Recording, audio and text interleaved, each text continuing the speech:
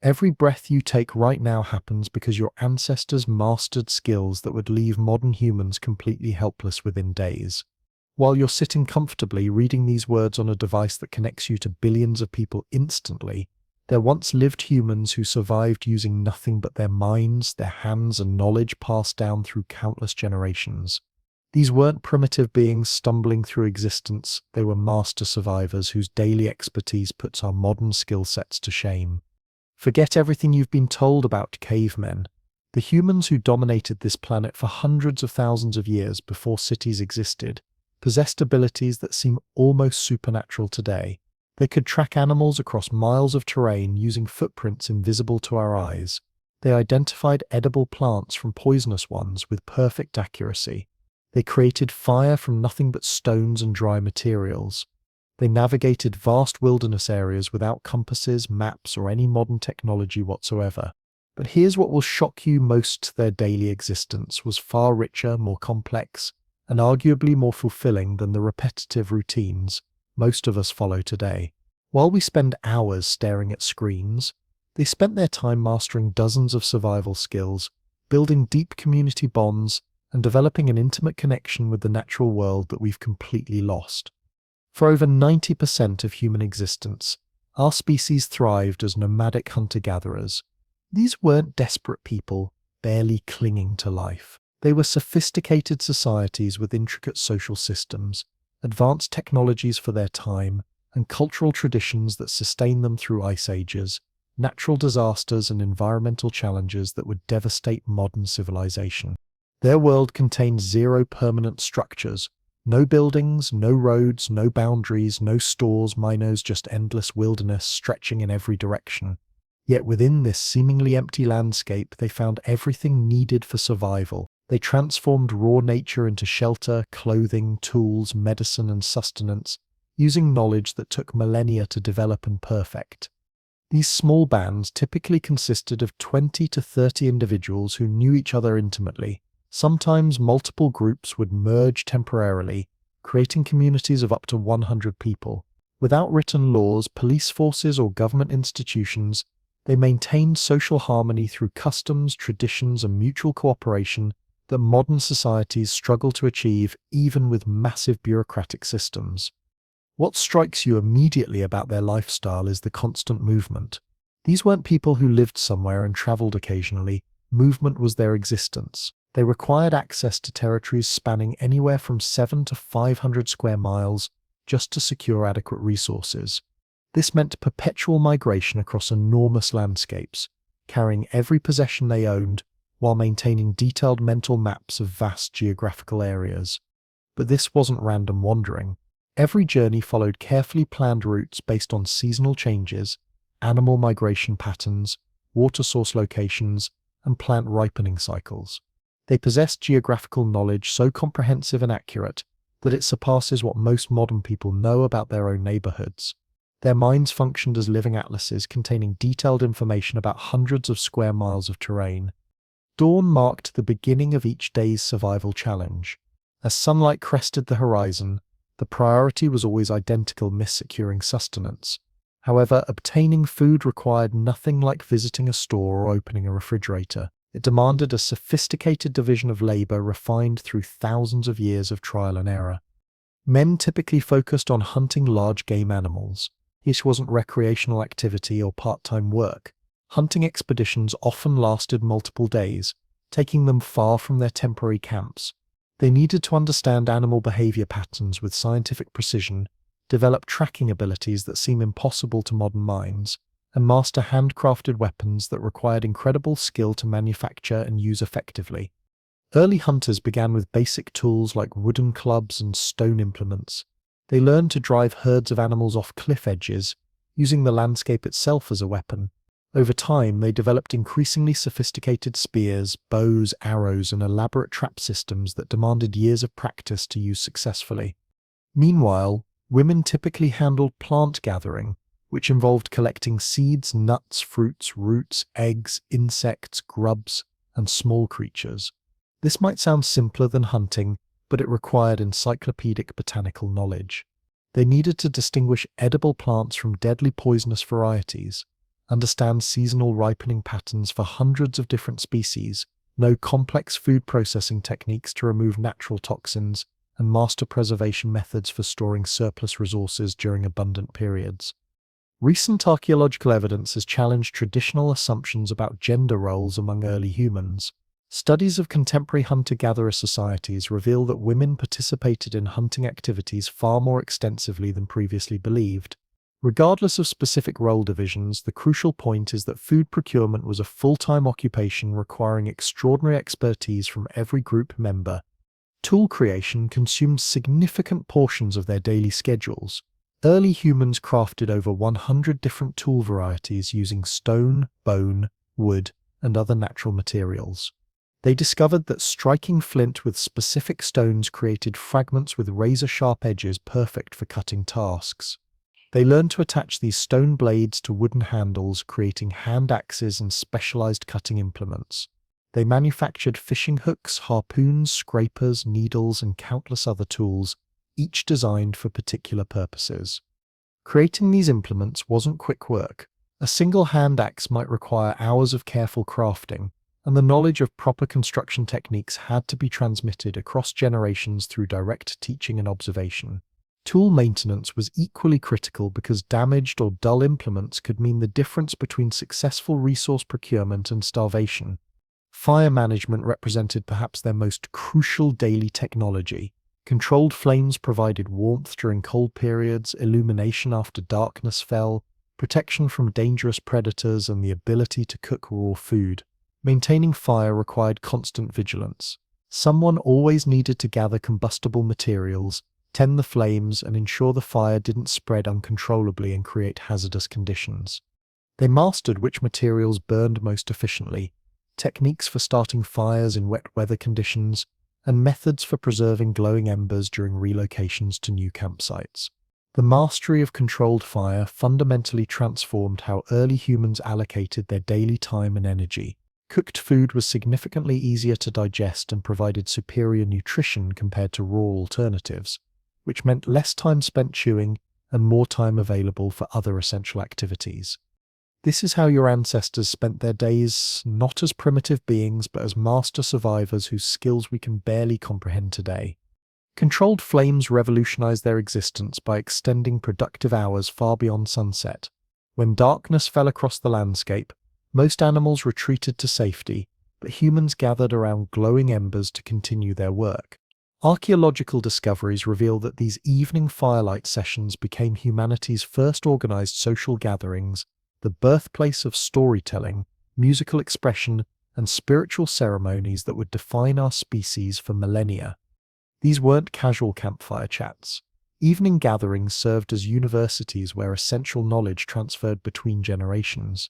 Elders shared hunting wisdom through dramatic tales. Skilled craftspeople demonstrated tool-making techniques by firelight. Healers taught medicinal plant properties through songs and stories. Every evening became a classroom where survival expertise passed from experienced adults to eager children who would carry these lessons throughout their lives. Constructing adequate shelter demanded constant attention, though their approach bore no resemblance to modern construction methods.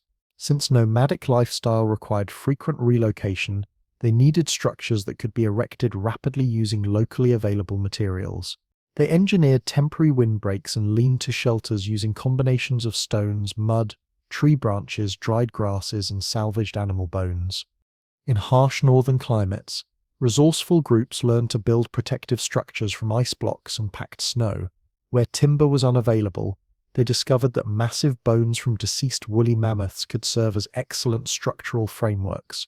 These enormous skeletal remains were covered with carefully prepared animal hides, creating surprisingly effective shelters capable of withstanding severe weather conditions. Some communities did inhabit natural cave systems, and archaeological evidence provides fascinating glimpses into how they organized these underground spaces. One remarkable cave site shows evidence of a continuously burning hearth that remained active for an entire millennium, creating enormous accumulations of charcoal and ash deposits. Another cave reveals post holes indicating residents constructed internal partitions to protect themselves from water constantly dripping from overhead rock formations. They utilized rear cave sections as organized waste disposal areas, demonstrating systematic approaches to sanitation management. Perhaps most impressive is a discovery at the Oholota site in Israel, where researchers uncovered evidence of sophisticated bedding systems created from thick grass bundles arranged in tile-like patterns and secured with clay binding. This remarkable find proves that even 23,000 years ago, early humans prioritized comfort and invested significant effort in making their sleeping areas pleasant and restful. This evidence shatters the myth that our ancestors were solely focused on bare survival. They wanted to live well, not just exist. They cared about comfort, aesthetics, and quality of life in ways that mirror modern human desires. Childcare represented a massive daily responsibility, requiring participation from every community member.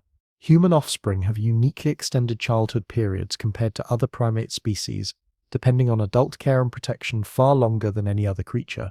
This prolonged dependency actually provided evolutionary advantages by allowing children adequate time to master the incredibly complex skill sets required for survival. Learning occurred through constant observation and hands-on participation. Children shadowed adults during tool creation sessions, gradually developing their own crafting abilities. They accompanied gathering expeditions, learning to distinguish edible plants from dangerous varieties. They engaged in games specifically designed to teach hunting strategies, social cooperation, and conflict resolution techniques. Education never ceased, because every daily activity presented teaching opportunities. The entire community functioned as a comprehensive educational system where knowledge flowed continuously between generations. This collective approach to child development ensured that essential survival information never disappeared, even when individual adults died unexpectedly. Social organization required constant attention and delicate negotiation skills. These small groups faced continuous collective decisions about travel destinations, resource distribution, and conflict resolution. Without formal government structures or written legal codes, they developed sophisticated systems for maintaining harmony and cooperation among strong-willed individuals living in close proximity. When hunting parties returned with fresh meat, distribution followed complex social protocols that ensured fair allocation among all community members. These sharing systems guaranteed that everyone received adequate nutrition, even when individual efforts proved unsuccessful. Managing these reciprocal relationships demanded constant social maintenance, tracking contributions, ensuring equitable treatment, and preventing disputes from escalating into dangerous conflicts. Groups also maintained crucial relationships with other bands scattered across vast territories.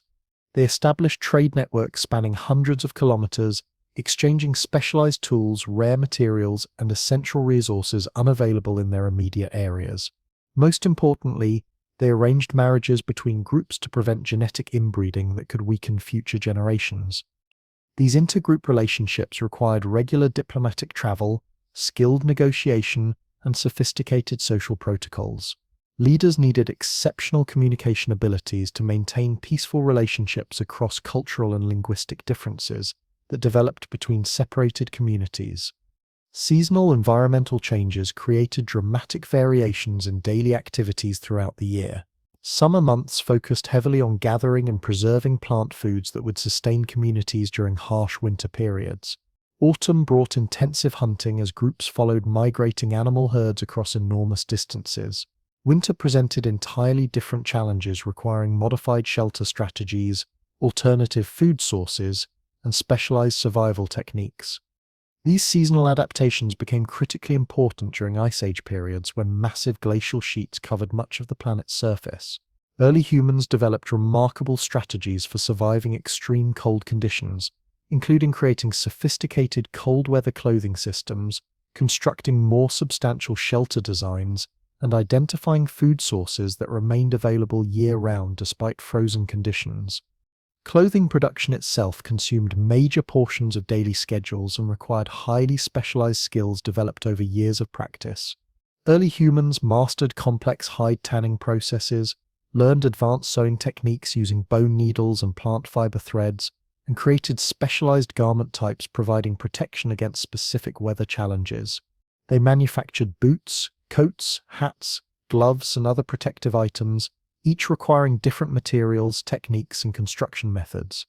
Yet, daily existence encompassed far more than pure survival activities. Archaeological evidence demonstrates that early humans engaged in sophisticated artistic and cultural pursuits that reveal complex inner lives and spiritual beliefs. They created elaborate cave paintings using pigments manufactured from crushed mineral deposits mixed with animal fats. They carved intricate sculptures from bones and stones using primitive but effective tools. They constructed musical instruments including delicate flutes carved from hollow bird bones that could produce complex melodic sequences. These artistic endeavors weren't mere decoration or casual entertainment. They served crucial social and spiritual functions that bound communities together and preserved cultural identity across generations. They needed to dismember the carcass with surgical precision, allocating various meat portions for distinct purposes. Fresh cuts would be consumed immediately to take advantage of peak nutritional value. Other sections would be transformed into preserved jerky through careful drying processes that could sustain the group for weeks. Additional portions would be rendered into cooking fat essential for food preparation and long-term preservation techniques. Absolutely nothing went to waste in their resource management system. Skeletal remains became essential tools, sewing needles and hunting weapons. Sinew was transformed into durable thread and bowstring material. Internal organs were either consumed fresh for their concentrated nutrients or processed into waterproof containers and storage vessels. Even the animal's brain served a crucial purpose. It contained natural chemicals perfect for hide tanning, creating soft waterproof leather that could be sewn into weather-resistant clothing. Meanwhile, the gathering activities performed primarily by women demanded equally sophisticated expertise that modern society drastically underestimates. Surviving on wild plant foods required encyclopedic botanical knowledge that surpassed what most contemporary botanists possess. A typical foraging expedition could span 20 miles of diverse terrain while requiring identification of hundreds of different plant species in various growth stages throughout the seasonal cycle. These expert gatherers needed to know far more than simple edibility. They understood precisely when each plant species reached peak nutritional value, which processing methods removed natural toxins, and how to combine different plants for balanced dietary nutrition. Their knowledge encompassed which varieties were poisonous when consumed raw but became safe after cooking, which species were only edible during specific seasonal windows, and which required elaborate multi-step preparation involving grinding, soaking, and heating processes. Consider the complexity of processing acorns, which served as a dietary staple for numerous hunter-gatherer communities. While acorns contain exceptional nutritional value, they also contain bitter tannins that cause illness if consumed improperly. Early humans developed intricate processes for removing these harmful compounds by grinding acorns into fine flour, then repeatedly washing the flour with clean water until it became sweet and completely safe for consumption. This elaborate procedure required days of intensive labor and demanded detailed knowledge transmitted across generations through careful instruction. Foraging expeditions demanded extraordinary physical endurance that would challenge modern athletes. Women traversed difficult terrain for hours while carrying heavy baskets filled with roots, seeds, nuts, fruits, and other plant foods. They climbed tall trees to reach nuts and seasonal fruits growing high above ground level. They excavated deep into hard soil to extract nutritious tubers buried beneath the surface. They navigated dangerous terrain including steep cliffs and rushing streams to reach the most productive gathering locations. Their expertise included knowing which areas had been recently harvested and required time for natural regeneration versus which locations were currently experiencing peak productivity. They avoided overharvesting specific areas, understanding that sustainable resource management ensured long-term food security for their communities. Seasonal timing of gathering activities required precise knowledge that determined group survival success. Different plant species became available at specific times throughout the yearly cycle, and missing optimal harvest windows meant losing that food source until the following year's growing season. Women maintained detailed mental calendars tracking dozens of plant species across vast territorial ranges, knowing exactly when and where to locate each type of nutritional resource. But gathering activities extended far beyond plant collection. These expeditions involved collecting insects, small animals, bird eggs, and other crucial protein sources often overlooked by modern people. Insects like grasshoppers and beetle larvae provided essential amino acids and healthy fats that rounded out their dietary requirements. Harvesting these required specialized knowledge about insect life cycles, behavioral patterns, and seasonal availability. Bird eggs represented seasonal delicacies that demanded both perfect timing and exceptional climbing abilities. Gatherers needed to understand which bird species nested in specific locations, when different species laid their eggs, and harvesting techniques that didn't destroy entire nests. They learned to collect only selected eggs from each nest, leaving sufficient numbers to hatch and maintain healthy bird populations for future harvesting seasons. Processing and storage of gathered foods represented another full-time occupation requiring specialized techniques developed over thousands of years. Many plant foods needed extensive preparation through drying, grinding, or other processing methods before they could be safely stored for extended periods. Seeds required separation from chaff and debris. Nuts needed careful cracking and sorting to remove shells while preserving nutritious kernels. Fruits had to be dried or processed into concentrated cakes that resisted spoilage during long storage periods. Their storage techniques demonstrated remarkable sophistication that rivals modern preservation methods. Early humans created underground cache systems lined with protective stones and bark layers that preserved food supplies for months without refrigeration. They developed smoking and drying techniques that prevented meat spoilage even in humid tropical climates.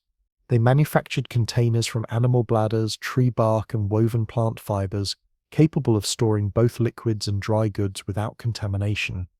Water management represented a constant daily concern requiring both immediate attention and strategic long-term planning. Locating clean, safe drinking water often presented greater challenges than finding adequate food supplies. Groups maintained detailed knowledge of spring locations, stream systems, and seasonal water sources throughout their entire territorial range. They mastered well-digging techniques in arid regions and developed water purification methods, using sand filtration and boiling processes. During extended dry seasons, water availability became the primary limiting factor determining travel destinations and how long groups could remain in any specific location. They planned movement routes around water source reliability, sometimes traveling for multiple days to reach dependable water supplies. In particularly challenging environments, they learned to extract moisture from specific plants or collect morning dew using specially designed collection tools. These water procurement skills often meant the difference between group survival and death in harsh climates. Social dynamics governing daily life involved incredibly complex interpersonal relationships, requiring constant attention and maintenance. Every significant decision demanded collective discussion and consensus building, from determining travel destinations to allocating precious resources among community members. These discussions could continue for hours and required sophisticated negotiation abilities and conflict resolution expertise. Leadership within these groups wasn't established through formal authority structures, but developed organically based on demonstrated knowledge, accumulated experience, and exceptional social abilities. Respected elders might guide decision-making processes, but every adult community member had voice in discussions affecting group welfare. Reaching consensus on important decisions demanded patience and diplomatic skills that many contemporary people never develop. Marriage and family relationships added additional complexity layers to daily social interactions. Groups carefully managed relationship formations to prevent genetic inbreeding while maintaining essential social cohesion. Young adults often married into distant groups, necessitating regular social gatherings where different bands convened to arrange marriages and strengthen intergroup cooperative relationships. These gatherings represented major social events lasting days or weeks. Multiple groups would establish temporary joint camps, share food resources, exchange specialized tools and rare materials, and participate in ceremonial rituals. These events proved crucial for maintaining genetic diversity and facilitating knowledge sharing between separated communities. These evening activities weren't casual pastimes or simple entertainment. They represented essential survival mechanisms that preserved the knowledge and strengthened the social connections, keeping entire communities alive through countless generations. Storytelling sessions functioned as sophisticated educational systems, disguised as entertainment, serving multiple critical purposes simultaneously throughout the long darkness hours. Stories captivated audiences during endless winter nights when outdoor activities became impossible, but they also contained vital survival information carefully encoded within memorable narrative structures.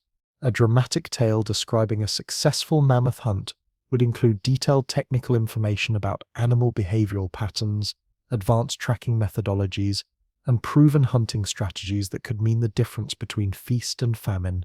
A thrilling story about surviving a dangerous journey contained crucial navigation techniques, weather prediction methods, and hazard avoidance strategies that could save lives in similar situations. Musical performances and coordinated dance activities served equally important cultural functions that extended far beyond simple social entertainment. Songs helped community members memorize complex technical information by setting crucial details to memorable melodies and rhythmic patterns that made retention effortless. Traditional dances taught young people essential hunting techniques and appropriate social behaviors through stylized movements and symbolic gestures that conveyed detailed instructions without spoken words. These artistic expressions also strengthened group identity and emotional bonds that held communities together during periods of extreme hardship. Shared cultural experiences created deep psychological connections between individuals who depended on each other for survival in harsh environments where cooperation was absolutely essential. Religious and spiritual practices evolved into increasingly sophisticated aspects of daily existence that influenced every decision and activity. Early humans developed complex belief systems involving spirits, ancestral guides, and supernatural forces that they believed directly affected their daily survival prospects. They created elaborate rituals for important life transitions, seasonal changes, and major hunting expeditions that required divine assistance for success. These spiritual practices weren't isolated from practical daily concerns. These were completely integrated into every aspect of survival activities. Shamans or spiritual leaders assumed crucial roles in group decision-making processes and healing practices that extended far beyond what modern people consider religious duties. These individuals often possessed the most comprehensive knowledge within their communities about medicinal plant properties, psychological counseling techniques, and sophisticated conflict resolution methods. Their influence permeated practical leadership roles and complex problem-solving situations that required both technical expertise and social wisdom. Shamans served as advisors, healers, negotiators, and cultural preservationists whose guidance shaped daily activities and long-term community strategies. Early human healing practices demonstrated remarkable sophistication by combining herbal medicine, physical therapy techniques, and comprehensive psychological support systems. They identified specific plants capable of treating various ailments, developed surgical procedures using carefully crafted stone instruments, and created elaborate social support networks for community members dealing with illness, injury, or emotional trauma. Their medical knowledge encompassed understanding of human anatomy, plant chemistry, and psychological factors that influenced recovery processes. They developed treatment protocols that addressed not just physical symptoms but also emotional and spiritual aspects of healing that modern medicine is only beginning to appreciate. As we can observe, early human daily existence was filled with activities demanding incredible technical skills, vast knowledge bases, and sophisticated social cooperation abilities. However, their most remarkable achievement might be how they managed to spread across the entire planet while adapting their complex lifestyle to every conceivable environment, from Arctic tundra to tropical rainforests, from desert wastelands to mountainous terrain. The global expansion of early humans represents one of the most extraordinary accomplishments in our species' entire history, fundamentally transforming how they organize their daily routines and survival strategies. As groups began migrating into completely unknown territories, they confronted challenges that would have seemed absolutely impossible to overcome, using primitive technology and limited resources. Consider the magnitude of leaving familiar landscapes where ancestors had survived for thousands of years and venturing into completely alien environments where nothing was recognizable, were no familiar plants, no known animal species, no understood seasonal patterns, no established water sources, no traditional shelter materials. These migrations weren't impulsive wanderings or accidental dispersals. They represented carefully planned expeditions requiring months or even years of intensive preparation involving every community member. Groups needed to develop entirely new tool sets specifically designed for long-distance travel across unknown terrain. They created portable shelter systems that could be assembled rapidly in unfamiliar environments, using whatever materials they discovered along their routes. They mastered advanced food preservation techniques for extended journeys when they couldn't predict what nutritional resources they would encounter along the way. They developed water storage and purification methods for crossing waterless regions where miscalculation could mean death for entire groups. Daily routines of migrating communities differed completely from those of established hunter-gatherer groups.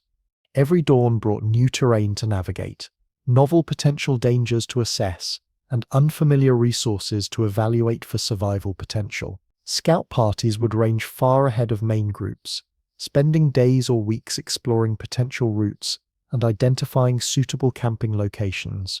These advanced teams evaluated water source reliability, assessed food resource availability, and identified potential threats from dangerous predators or hostile human populations already occupying desired territories.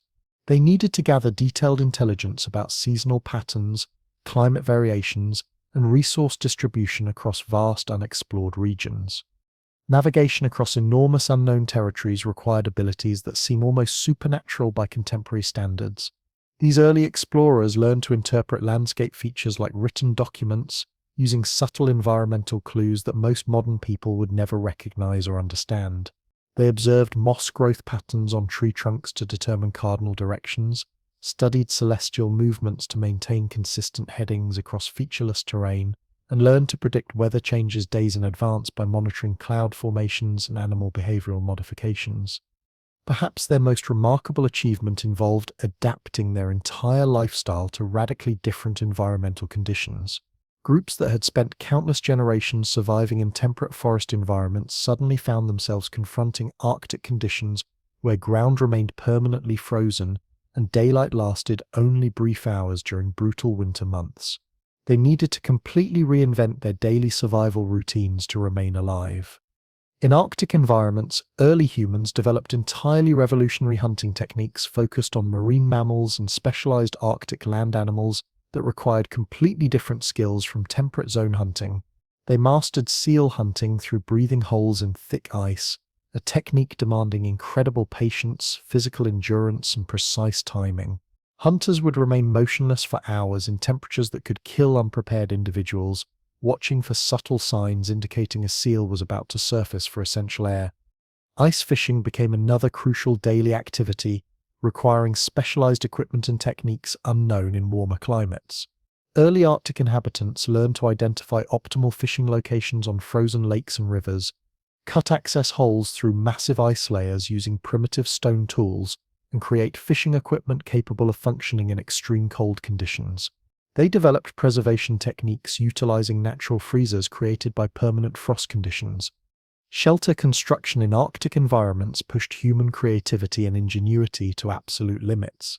Without access to traditional building materials like wood or plant fibers, they learned to construct elaborate structures from ice blocks, packed snow, and skeletal remains of large animals.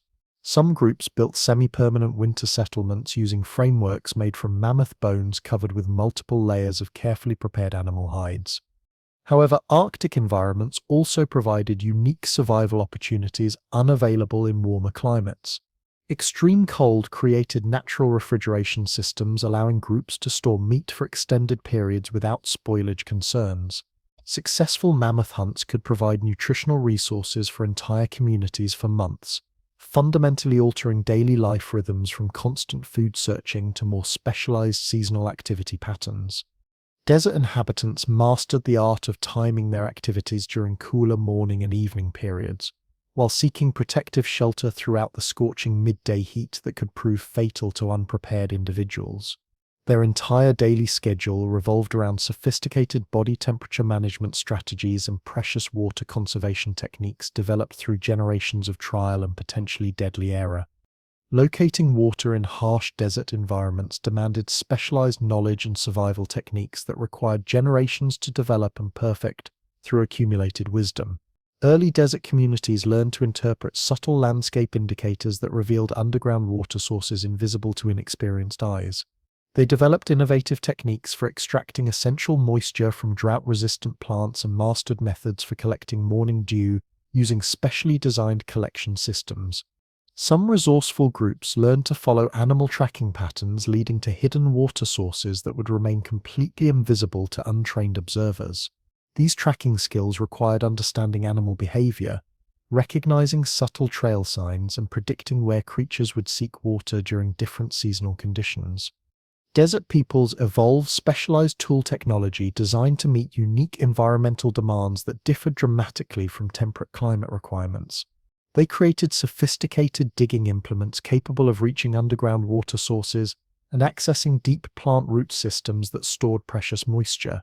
They developed lightweight, portable equipment perfectly suited for long-distance travel across barren landscapes where every ounce of carried weight could determine survival success.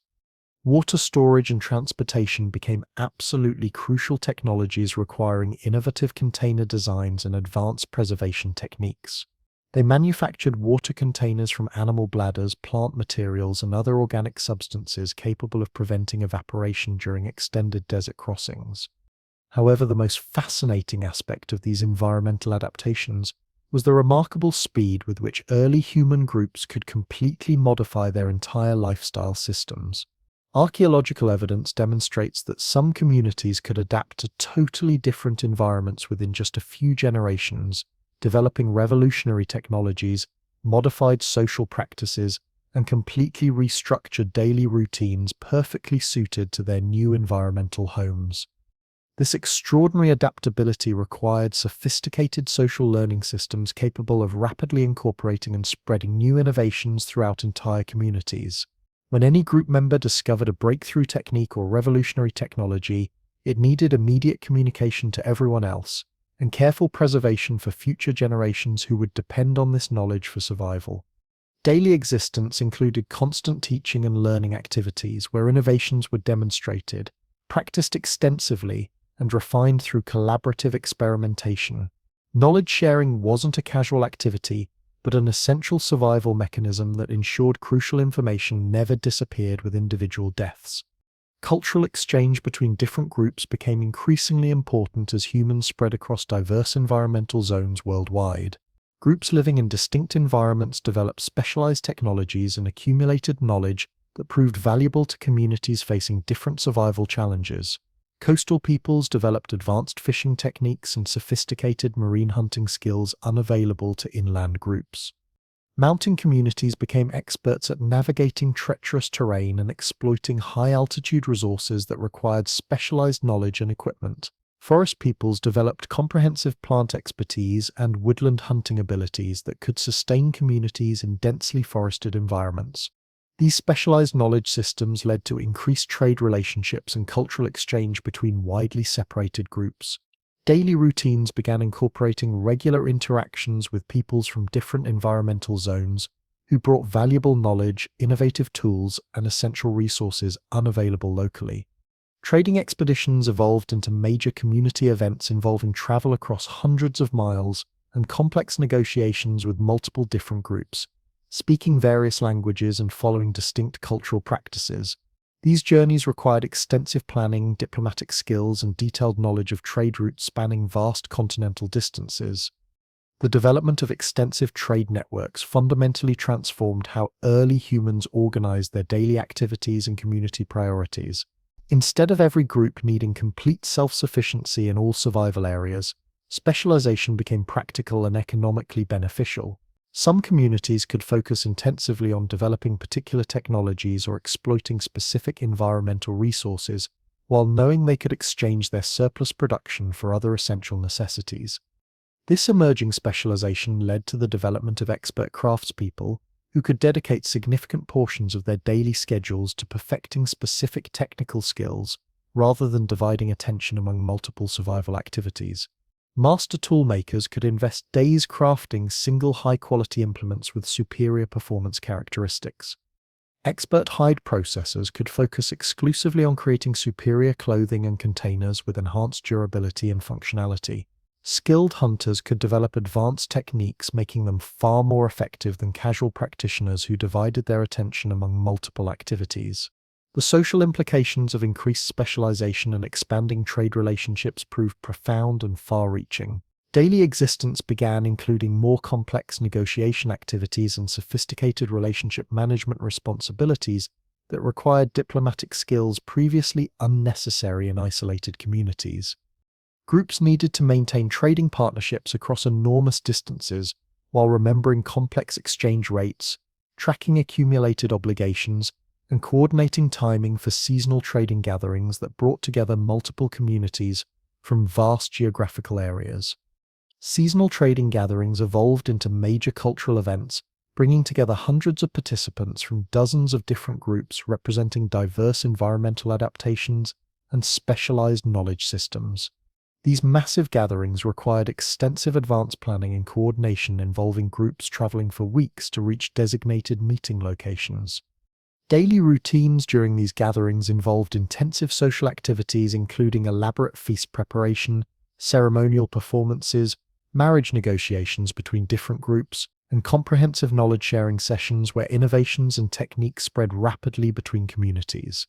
Perhaps the most significant transformation brought by increased cultural contact was the dramatic acceleration of technological innovation rates. When groups possessing different technologies and specialized techniques gathered together, new breakthrough ideas emerged from combining different approaches and problem-solving methods. Hunting techniques proving successful in one environmental zone might be modified and adapted for completely different settings with different prey animals and terrain challenges. Plant processing methods developed in one climate zone could be adapted for similar plants found in distant regions. Daily schedules began allocating more time for experimentation and innovation activities. Tool makers experimented with combining techniques learned from different cultural groups. Hunters tested modifications to traditional weapons and tactical approaches. Gatherers explored new plant processing techniques learned from distant peoples with different environmental challenges. This period of rapid innovation and extensive cultural exchange established the foundation for the next major transformation in human daily life, the eventual development of agricultural systems. However, even before farming began, the sophisticated lifestyle of advanced hunter-gatherer societies had created the social structures, technological innovations, and cultural foundations that made complex civilizations possible. The complexity of late hunter-gatherer society was extraordinary by any historical standard. Daily existence involved managing relationships with dozens of other groups, maintaining detailed geographical knowledge of vast territories, coordinating seasonal movements and resource utilization activities, and constantly developing new technologies and improved techniques. These weren't simple people living basic survival lives. They were sophisticated specialists managing complex social and economic systems spanning entire continental regions. Their daily activities required skills, knowledge, and social abilities that many modern people never develop, despite educational advantages and technological resources. Evening gatherings around carefully maintained campfires became increasingly elaborate cultural events, featuring complex storytelling traditions, sophisticated musical performances, and intricate ceremonial activities that served multiple essential functions simultaneously. These weren't merely entertainment diversions. They represented the primary mechanisms for maintaining vast networks of accumulated knowledge, intergroup relationships, and cultural practices that held their interconnected world together across enormous distances and diverse environmental challenges. The artistic achievements of advanced hunter-gatherer peoples were remarkable by any historical or contemporary standard. Cave paintings reached levels of technical sophistication and artistic vision that rival any artistic tradition in human history. Sculptural works demonstrated incredible attention to realistic detail and powerful artistic expression. Musical instruments became increasingly complex, with some groups creating multi-part harmonies and elaborate rhythmic compositions that required extensive practice and coordination between multiple performers. However, these artistic achievements weren't separate from practical daily existence or luxury pursuits available only during abundant periods. Art served crucial social functions, including maintaining group identity across generations, communicating important survival information, and strengthening social bonds essential for community cooperation and survival. Daily schedules included dedicated time for artistic activities, not as optional entertainment but as essential social maintenance that kept communities functioning effectively through challenging periods and environmental stresses that could destroy less cohesive groups. Our natural sleep-wake cycles, social bonding mechanisms, learning preferences, and countless other aspects of human behavior were fundamentally shaped by hundreds of thousands of years spent living the hunter-gatherer lifestyle. Understanding what early humans actually accomplished during their daily existence provides profound insights into human nature itself and helps explain why certain aspects of modern life feel instinctively natural and comfortable, while others consistently create stress, anxiety, and deep dissatisfaction. This sophisticated, varied, and socially rich daily existence of our hunter-gatherer ancestors established the essential foundation for everything that followed in human development, including our contemporary modern existence with all its complexities and contradictions. The physical health implications of early human daily life were absolutely extraordinary and would put most modern fitness routines and athletic training programs to shame. These remarkable people didn't require gymnasiums, personal trainers, or expensive exercise equipment because their entire existence functioned as a comprehensive full-body workout lasting from sunrise to sunset every single day without exception. Every daily activity involved physical challenges that would test even the most athletic contemporary person. Consider the extraordinary cardiovascular endurance required for their standard daily routine. Walking 20 to 30 miles while carrying substantial loads wasn't considered unusual or exceptional. Climbing tall trees to gather seasonal food, scrambling across rocky terrain while tracking elusive animals, and hauling heavy water containers from distant sources provided constant strength training that built functional fitness levels modern exercise programs desperately attempt to recreate. Their hands and arms developed incredible strength and manual dexterity from constant tool usage and crafting activities. Knapping stone tools required precise strikes delivered with perfect timing and force control that demanded exceptional hand-eye coordination.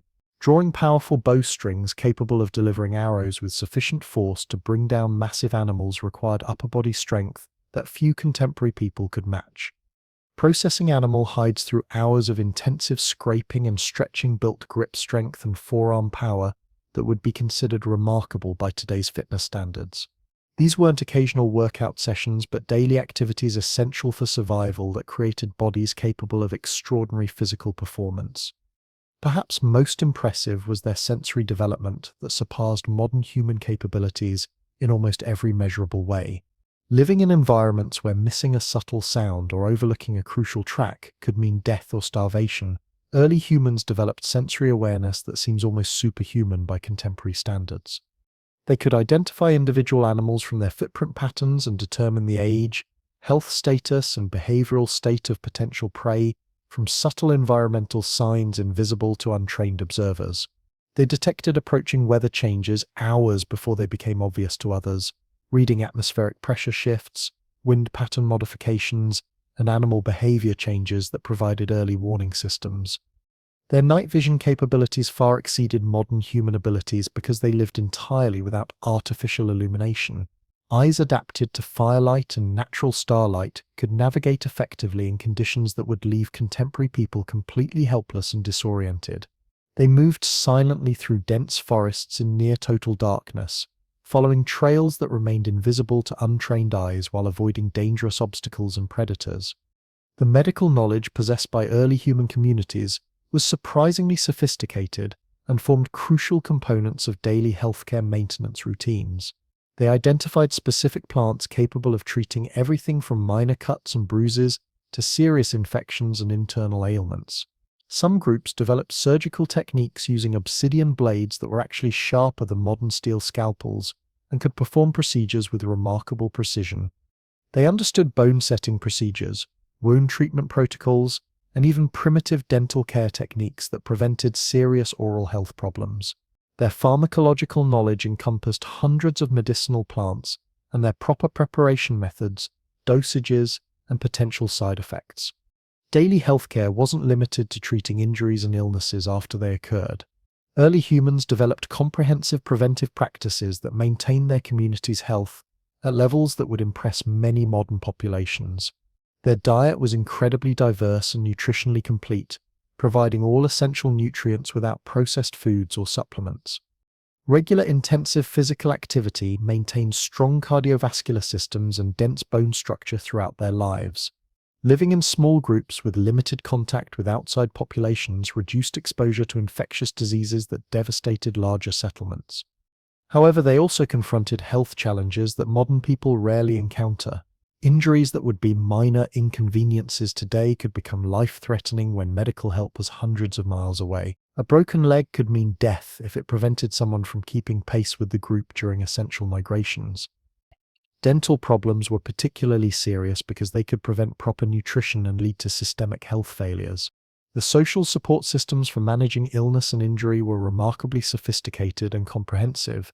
Groups developed elaborate care protocols for sick and injured members that ensured no one was abandoned during vulnerable periods. Elderly individuals who could no longer contribute to food procurement remained valued for their accumulated knowledge and experience. Children with physical or developmental disabilities received care and integration into group activities whenever possible. Mental health was addressed through complex social and spiritual practices that modern psychology is only beginning to understand and appreciate. Constant social interaction and community support provided natural protection against depression, anxiety, and other psychological disorders. Spiritual practices and ceremonial activities help people process trauma, grief, and other emotional challenges that could destabilize individuals and communities. The sense of purpose derived from making essential daily contributions to group survival provided meaning and satisfaction that many modern people struggle desperately to find in their lives. However, the psychological pressures were also intensely challenging. Constant awareness of environmental dangers, personal responsibility for group survival success, and the relentless physical demands of daily existence created stress levels that would overwhelm most contemporary individuals. Groups developed sophisticated stress management techniques, including meditation practices, ritual activities, and comprehensive social support systems that helped community members cope with these enormous pressures while maintaining psychological stability and group cohesion. The intellectual demands of daily life were equally challenging and would test modern experts in multiple specialized fields. Early humans functioned as botanists who could identify hundreds of plant species and understand their properties, uses, and seasonal availability patterns. They served as meteorologists capable of predicting weather patterns from subtle environmental indicators that escaped untrained observation. They operated as zoologists who understood animal behavior in incredible detail, predicting movement patterns, breeding cycles, and feeding behaviors that determined hunting success. Their mathematical abilities were sophisticated, despite lacking formal number systems or written calculation methods. They estimated quantities accurately, calculated distances precisely, and managed complex resource allocation problems that required advanced logical thinking. Some groups developed astronomical knowledge, allowing them to track seasonal cycles and navigate using star position calculations that rivaled formal academic study. Memory capabilities were particularly crucial because all accumulated knowledge had to be stored in human minds without external aids or written records. Individuals memorized detailed geographical maps covering territories spanning hundreds of square miles with remarkable accuracy. They preserved complex genealogical information tracking family relationships across multiple generations and various tribal groups. They maintained detailed technical knowledge about tool manufacturing, food processing techniques, and survival methods that encompassed thousands of specific procedures and variations. The educational systems that transmitted this vast knowledge from generation to generation were remarkably effective and comprehensive. Children learned through constant observation and hands-on practice under expert guidance. Adult specialists provided patient instruction and constructive correction that ensured proper skill development. Knowledge was reinforced through engaging stories, memorable songs, and ceremonial activities that made essential information both entertaining and unforgettable for learners of all ages. Learning never ceased, even for experienced adults. New discoveries were constantly being made and shared throughout communities. Techniques were continuously refined and improved through experimentation and innovation. Innovations were tested thoroughly and either adopted based on proven effectiveness or discarded when they failed to provide advantages. Daily existence included constant experimentation and learning activities that kept communities adapting successfully to changing conditions and improving their survival capabilities over time. The creative aspects of daily life extended far beyond famous cave paintings and carved sculptures that capture modern attention. Early humans engaged in countless forms of artistic expression, seamlessly integrated into their daily routines and survival activities. Body painting using natural pigments was a regular activity for many groups, serving both aesthetic and social communication purposes. Decorative beadwork and jewelry creation provided artistic pleasure, while also functioning as social signaling systems that conveyed status, tribal affiliation, and personal achievements. Clothing served purposes far beyond functional protection from environmental elements. Gishina presented sophisticated artistic expression. Different groups developed distinctive styles and decorative techniques that immediately identified tribal affiliations and individual social status within community hierarchies. The time invested in decorative elements for clothing, tools, and temporary shelters demonstrates that early humans valued beauty and artistic expression even when resources were scarce and survival demands were intense. This is the remarkable legacy of how your ancestors truly spent their days, not as primitive survivors, but as master artists, scientists, and innovators whose sophisticated lifestyle created the foundation for everything human civilization would eventually become. Some communities developed intricate, multi-part musical compositions requiring precise coordination between multiple skilled performers, creating harmonious soundscapes that rivaled any modern orchestral arrangement. These weren't casual musical gatherings, but sophisticated artistic performances that demanded years of practice and exceptional talent. Dance traditions were equally important and served multiple essential functions beyond simple entertainment or artistic expression. Hunting dances taught young people crucial tracking and stalking techniques through carefully choreographed movements that mimicked animal behavior and hunting strategies. Ceremonial dances marked significant life transitions and seasonal changes with spiritual significance that connected communities to natural cycles and ancestral traditions. Social dances provided structured opportunities for courtship rituals and community bonding activities that strengthened relationships and maintained social harmony. These weren't random movements, but carefully developed cultural expressions that conveyed meaning, preserved traditions, and served important social functions. The storytelling traditions represented perhaps their most sophisticated artistic achievement and played absolutely crucial roles in daily knowledge transmission systems. Master storytellers possessed the remarkable ability to hold audiences completely captivated for hours, with complex narratives containing detailed survival information embedded within memorable plots and compelling character developments. These weren't simple entertainment diversions, but sophisticated educational tools that transformed crucial survival information into engaging and completely unforgettable learning experiences. Different story categories served distinct functional purposes within community education systems. Adventure stories taught essential navigation and survival skills through exciting narratives about dangerous journeys and heroic survival achievements. Moral tales provided guidance for appropriate social behavior and effective conflict resolution techniques. Origin stories explain natural phenomena while reinforcing group identity and cultural values that held communities together across generations. The complexity of these storytelling traditions rivaled any literary culture in recorded human history. Master storytellers invested years learning their specialized craft, memorizing vast repertoires containing hundreds of stories, and developing the performance skills necessary to captivate audiences of all ages during lengthy presentations. They were highly respected specialists whose contributions to community culture were considered equally important as those of master hunters, skilled toolmakers, or expert healers. Their knowledge and abilities were essential for preserving cultural heritage and ensuring survival knowledge passed successfully between generations. Stories weren't the only form of sophisticated oral literature these communities developed. Early humans created complex poetry traditions, often incorporating musical elements and rhythmic patterns that made important information significantly easier to memorize and retain over long periods.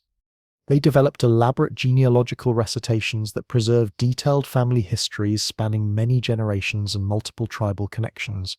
They created sophisticated legal traditions that preserved important social rules, customs, and conflict resolution procedures through memorable verbal formulations that could be transmitted accurately across generations. Daily routines required extensive time investment for managing these complex cultural traditions.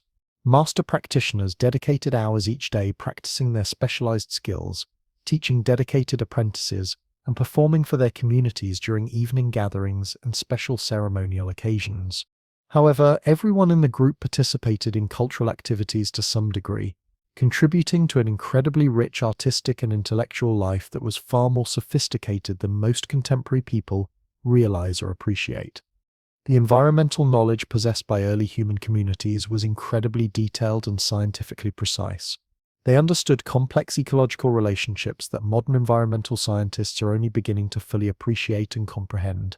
They knew which plant species grew in association with specific others, how animal population changes affected plant communities, and how seasonal variations created ripple effects throughout entire ecosystem networks. This sophisticated ecological understanding informed every aspect of daily resource management decisions and long-term sustainability planning. They practiced advanced sustainable harvesting techniques that ensured food sources would remain available for future years without depletion. They understood carrying capacity limitations and moved to fresh areas before overexploiting local resources that could take years to recover. They managed fire usage in ways that actually improved ecosystem health and productivity, creating beneficial environmental changes that supported both wildlife and human communities for extended periods. Their weather prediction abilities were remarkably accurate and based on detailed observation of natural indicators that most modern people would never notice or understand. They could predict approaching storms days in advance by monitoring subtle cloud formation patterns, wind direction changes, and animal behavioral modifications that served as early warning systems. They understood seasonal patterns with sufficient precision to time migrations and resource-gathering activities with incredible accuracy, maximizing success while minimizing wasted effort and dangerous exposure. When the agricultural transition eventually occurred, it built directly upon this sophisticated environmental knowledge that had been accumulated over hundreds of thousands of years. Early farmers weren't primitive people stumbling blindly toward civilization. They were environmental experts with deep understanding of plant biology and ecological systems, who deliberately chose to modify natural environments based on extensive observation and careful experimentation. However, the transition to agricultural lifestyle fundamentally changed the rhythm and content of daily human existence in ways that continue affecting us today. The varied, physically active, socially rich lifestyle of hunter-gatherers gradually gave way to more repetitive, sedentary, and hierarchical agricultural societies with different social structures and daily requirements. Understanding what humanity gained and what was lost during this crucial transition helps explain many aspects of modern human behavior, psychological needs, and sources of contemporary dissatisfaction with industrial lifestyle patterns. The daily existence of early humans was extraordinarily rich, complex, and sophisticated in ways that challenge common misconceptions about prehistoric life. These weren't primitive people desperately struggling for basic survival. They were highly skilled specialists successfully managing complex social and economic systems that sustained human populations for hundreds of thousands of years across every conceivable environment. Their remarkable lifestyle created the biological, psychological, and cultural foundations that fundamentally shaped everything about modern human nature and contemporary behavioral patterns. Their achievements in artistic expression, technological innovation, social organization, and environmental management were remarkable by any historical standard. They developed sustainable lifestyle patterns that allowed human populations to thrive across every environment on Earth without destroying natural resources or creating environmental damage. They created sophisticated cultural traditions that preserved and transmitted vast amounts of essential knowledge across countless generations without any external storage systems or written records. Most importantly, they developed ways of living that satisfied fundamental human psychological needs for regular physical activity, meaningful social connections, creative expression, and purposeful daily activities that contributed to community welfare and survival. Understanding their daily lives helps us appreciate both how far human civilization has advanced and what essential elements might have been lost during the transition to modern industrial society. Their legacy continues influencing our genetic makeup, behavioral patterns, and deeper psychological needs that were shaped by hundreds of thousands of years of hunter-gatherer existence. But here's what might surprise you most about early human daily life. They probably enjoyed significantly more genuine leisure time than most modern people experience today. Anthropological studies of contemporary hunter-gatherer societies suggest that our ancestors typically invested only 3 to 5 hours daily on essential survival activities like food procurement, tool maintenance, and basic shelter construction. This doesn't indicate they were lazy or that survival was effortless. Rather, it demonstrates just how remarkably efficient their lifestyle had become after hundreds of thousands of years of continuous refinement and optimization. When you possess incredible skill at locating and processing food, when you own almost nothing requiring constant maintenance, and when your entire community cooperates seamlessly on all activities, life's basic necessities can be secured with surprising efficiency. So what did they do with all that additional time? The answer reveals something profound about fundamental human nature that we've largely forgotten in our modern obsession with productivity, efficiency, and constant busyness. They invested that precious time in activities that made existence truly worth living, socializing deeply, playing creatively, creating meaningful art, sharing captivating stories, and simply enjoying each other's company without distractions or time pressures. This is the remarkable truth about how your ancestors actually spent their days as sophisticated artists, scientists, and innovators, whose rich, purposeful lifestyle created the foundation for everything human civilization would eventually achieve, including the very capacity for wonder that brought you to this story today. Conversations flowed without interruption from phone calls, text messages, or any technological distractions that fragment modern attention spans. Mental focus wasn't divided between multiple competing demands or digital notifications that constantly pull awareness in different directions. This created extraordinary levels of social intimacy and emotional connection that contemporary anthropologists describe as remarkably deep, genuine, and psychologically satisfying. People knew each other with an intensity that's exceptionally rare in modern communities where superficial interactions dominate social life. They understood each other's personalities, individual quirks, emotional patterns, and personal needs with precision that allowed them to provide exactly the right kind of support during challenging periods, traumatic experiences, and moments of vulnerability. The conflict resolution skills that developed from this intense social interaction were extraordinarily sophisticated and effective. When geographical mobility wasn't an option, when you couldn't simply relocate to a different neighborhood, change employment, or escape interpersonal problems through avoidance, you had to develop superior methods for working through conflicts constructively and permanently. Early human groups created ingenious social mechanisms for addressing legitimate grievances, mediating complex disputes, and successfully reintegrating offenders that were often more effective and psychologically healing than contemporary legal systems that focus primarily on punishment rather than restoration. However, this social intensity also generated unique pressures that modern people rarely experience or fully comprehend. Privacy in the contemporary sense was completely non-existent. Everyone knew intimate details about everyone else's personal business, relationships, and daily activities. Personal conflicts could potentially affect the entire group's survival prospects and resource security.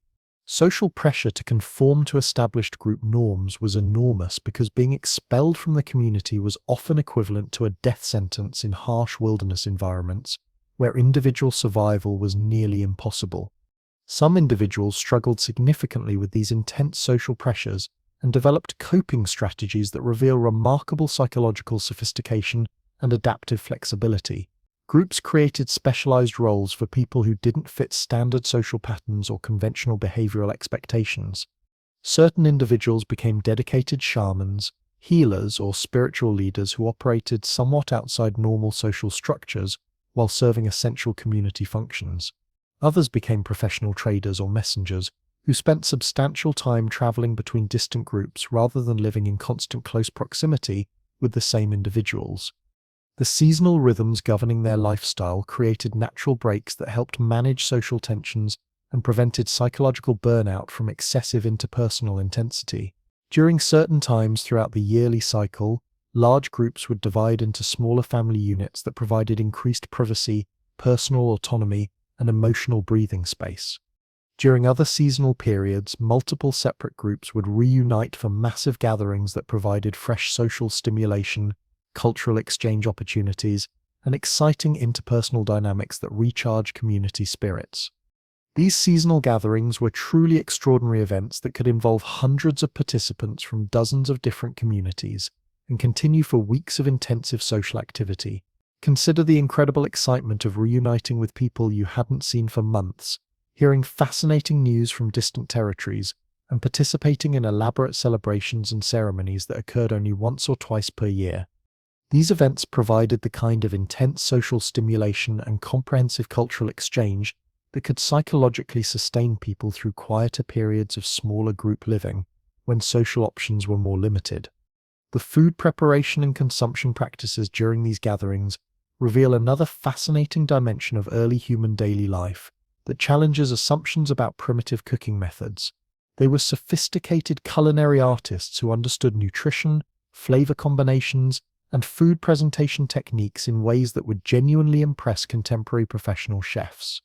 They knew precisely how to combine different ingredients to create balanced, nutritious, and delicious meals that satisfied both physiological needs and aesthetic desires. They understood complex fermentation processes, smoking techniques, and other preservation methods that simultaneously enhanced flavors while extending food storage capabilities. Cooking wasn't merely about meeting basic nutritional requirements. It functioned as a sophisticated social art form that brought people together and created shared experiences centered around food preparation and communal dining. The preparation of special dishes for ceremonies and celebrations required coordination between multiple skilled individuals and often demanded days of intensive collaborative effort. Recipes were closely guarded family secrets carefully passed down through generations, representing valuable cultural knowledge that distinguished different groups and maintained traditional identities. The tools and techniques they developed for food preparation were remarkably sophisticated and functionally effective. They crafted stone mortars and pestles for grinding grains, seeds, and other materials into fine powders and pastes. They wove waterproof baskets lined with natural pitch for boiling water, using heated stones mindset, a technique that allowed cooking without metal containers. They constructed elaborate roasting pits, capable of cooking large animals evenly over many hours while infusing meat with complex flavors from aromatic woods and herbs. They built sophisticated smoking racks that could preserve substantial quantities of meat while infusing it with distinctive flavors from different types of carefully selected wood. Perhaps the most impressive aspect of their food culture was their intuitive understanding of nutrition and health relationships. Without any formal knowledge of vitamins, minerals, calories, or modern nutritional science, they instinctively created dietary patterns that were more nutritionally complete and health-promoting than many contemporary eating habits. They skillfully combined different food sources to ensure adequate protein intake from both animal and plant sources. They included bitter plants and herbs that provided essential micronutrients often missing from modern processed diets.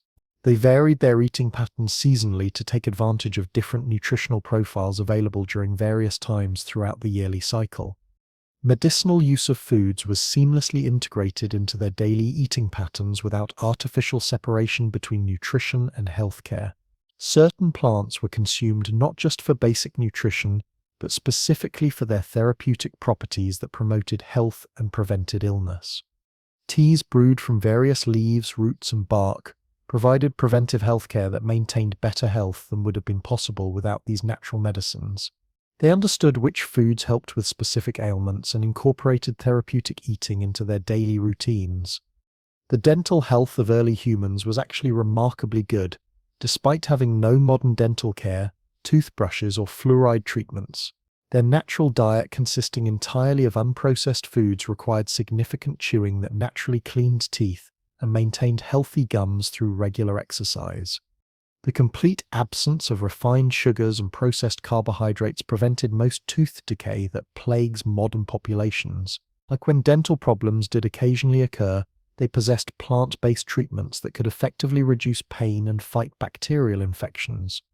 However, they confronted serious health challenges that would be easily treatable with contemporary medical technology. Broken bones that didn't heal properly could cause permanent disabilities affecting mobility and daily function. Infections that began from minor wounds could become life-threatening without antibiotic treatment. Complications during childbirth were major causes of death for both mothers and infants, representing one of the most dangerous aspects of their existence. The community response to serious illness or injury reveals another remarkable aspect of their social organization that challenges modern assumptions about primitive societies. They cared for disabled and elderly members with dedication, compassion, and resource commitment that puts many contemporary societies to shame. Archaeological evidence clearly shows individuals with severe disabilities who lived for years or even decades after their injuries, while obviously receiving extensive care and support from their communities. These weren't isolated cases, but consistent patterns indicating systematic care for vulnerable members. Elderly people were particularly valued for their accumulated knowledge and life experience. A person who had survived many seasonal cycles, completed multiple dangerous migrations, and witnessed various environmental challenges represented a walking library of crucial survival information that couldn't be replaced. Daily routines included regular consultation with elders about important decisions and constant learning opportunities from their accumulated wisdom. Their knowledge was considered so valuable that communities would modify travel plans and resource allocation to ensure elderly members could participate fully in group activities. This is the profound truth about how your ancestors lived, not as primitive survivors, but as deeply connected communities whose sophisticated social bonds and caring practices created the foundation for everything beautiful about human civilization that followed. The gender roles within early human societies demonstrated far more flexibility and variation than contemporary assumptions typically recognize. While general patterns existed, Micho with men often focusing on hunting activities and women concentrating on gathering tasks, there was significant variation between different cultural groups and considerable flexibility within communities based on individual talents, preferences, and demonstrated abilities. Some women became exceptionally skilled hunters, particularly when pursuing smaller game animals or employing techniques like coordinated net hunting that benefited from group cooperation and strategic planning. Some men developed specialized expertise in plant knowledge and gathering activities, especially when it involved complex techniques like honey collection that required particular skills, courage, and accumulated wisdom about bee behavior and seasonal patterns. The most successful and valued community members were often those who mastered capabilities typically associated with both gender roles.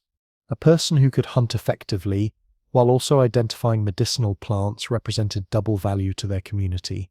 This created strong incentives for developing diverse skill sets rather than narrow specialization.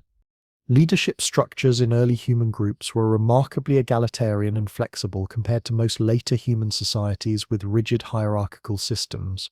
Leadership roles were typically based on demonstrated expertise and community consensus rather than inherited authority, formal positions, or coercive power structures. Different individuals might lead various activities based on their particular skills and accumulated knowledge. A master tracker might lead hunting expeditions, while someone with extensive plant knowledge would guide gathering activities, and an individual with diplomatic skills might handle negotiations with other groups. Decision-making processes were highly participatory and required extensive discussion and consensus-building activities that could continue for hours or even days. Important decisions affecting the entire group couldn't be made unilaterally by any single leader, regardless of their expertise or status within the community. Everyone had opportunities to express their perspectives and contribute meaningfully to decision-making processes. This participatory approach required sophisticated communication and negotiation abilities that were developed through constant daily practice and reinforcement. People learned to articulate their views clearly and persuasively, listen carefully and respectfully to others' perspectives, and identify compromises that worked effectively for everyone involved. These essential skills were crucial for group survival and were continuously reinforced through daily interactions and collective problem-solving activities. Conflict resolution mechanisms were equally sophisticated and focused on maintaining group harmony while addressing legitimate grievances and restoring damaged relationships. When conflicts arose between community members, They were addressed through comprehensive community discussions aimed at understanding all perspectives and finding solutions that restored social balance. Punishment systems typically emphasize restoration rather than retribution or revenge. Offenders were expected to make meaningful amends to those they had wronged and demonstrate their renewed commitment to community values and cooperative behavior. Severe punishments like permanent expulsion were reserved only for the most serious offenses that directly threatened group survival and safety. The artistic and cultural achievements of early humans become even more impressive when we consider the substantial time and precious resources they devoted to activities that weren't directly related to immediate survival needs. The elaborate cave paintings, intricate bone and stone carvings, and sophisticated musical instruments represent enormous investments of time and skill in pursuits that were valued for their intrinsic worth and cultural significance. These artistic activities weren't luxuries that only became possible after basic survival needs were completely satisfied. Archaeological evidence clearly demonstrates that artistic expression was present even during the most challenging periods of early human existence, including harsh ice ages and environmental disasters. This indicates that creativity and aesthetic expression were considered essential aspects of human existence, not optional extras that could be abandoned during difficult times. The human need for beauty, meaning, and creative expression was so fundamental that it persisted even under extreme survival pressures. Religious and spiritual practices that developed during this prehistoric period established the foundation for all later human spiritual traditions and belief systems.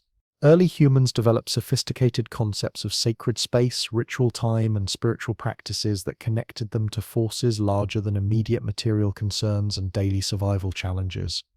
These spiritual practices weren't separate from daily life, but were seamlessly integrated into routine activities in ways that gave ordinary tasks deeper meaning and spiritual significance.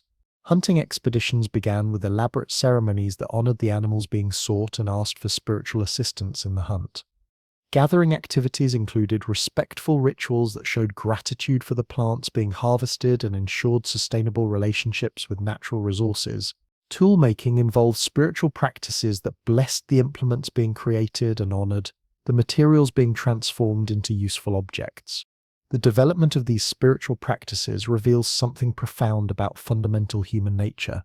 Even when focused primarily on survival challenges, humans needed activities that provided meaning, purpose, and connection to something larger than immediate material concerns and individual welfare.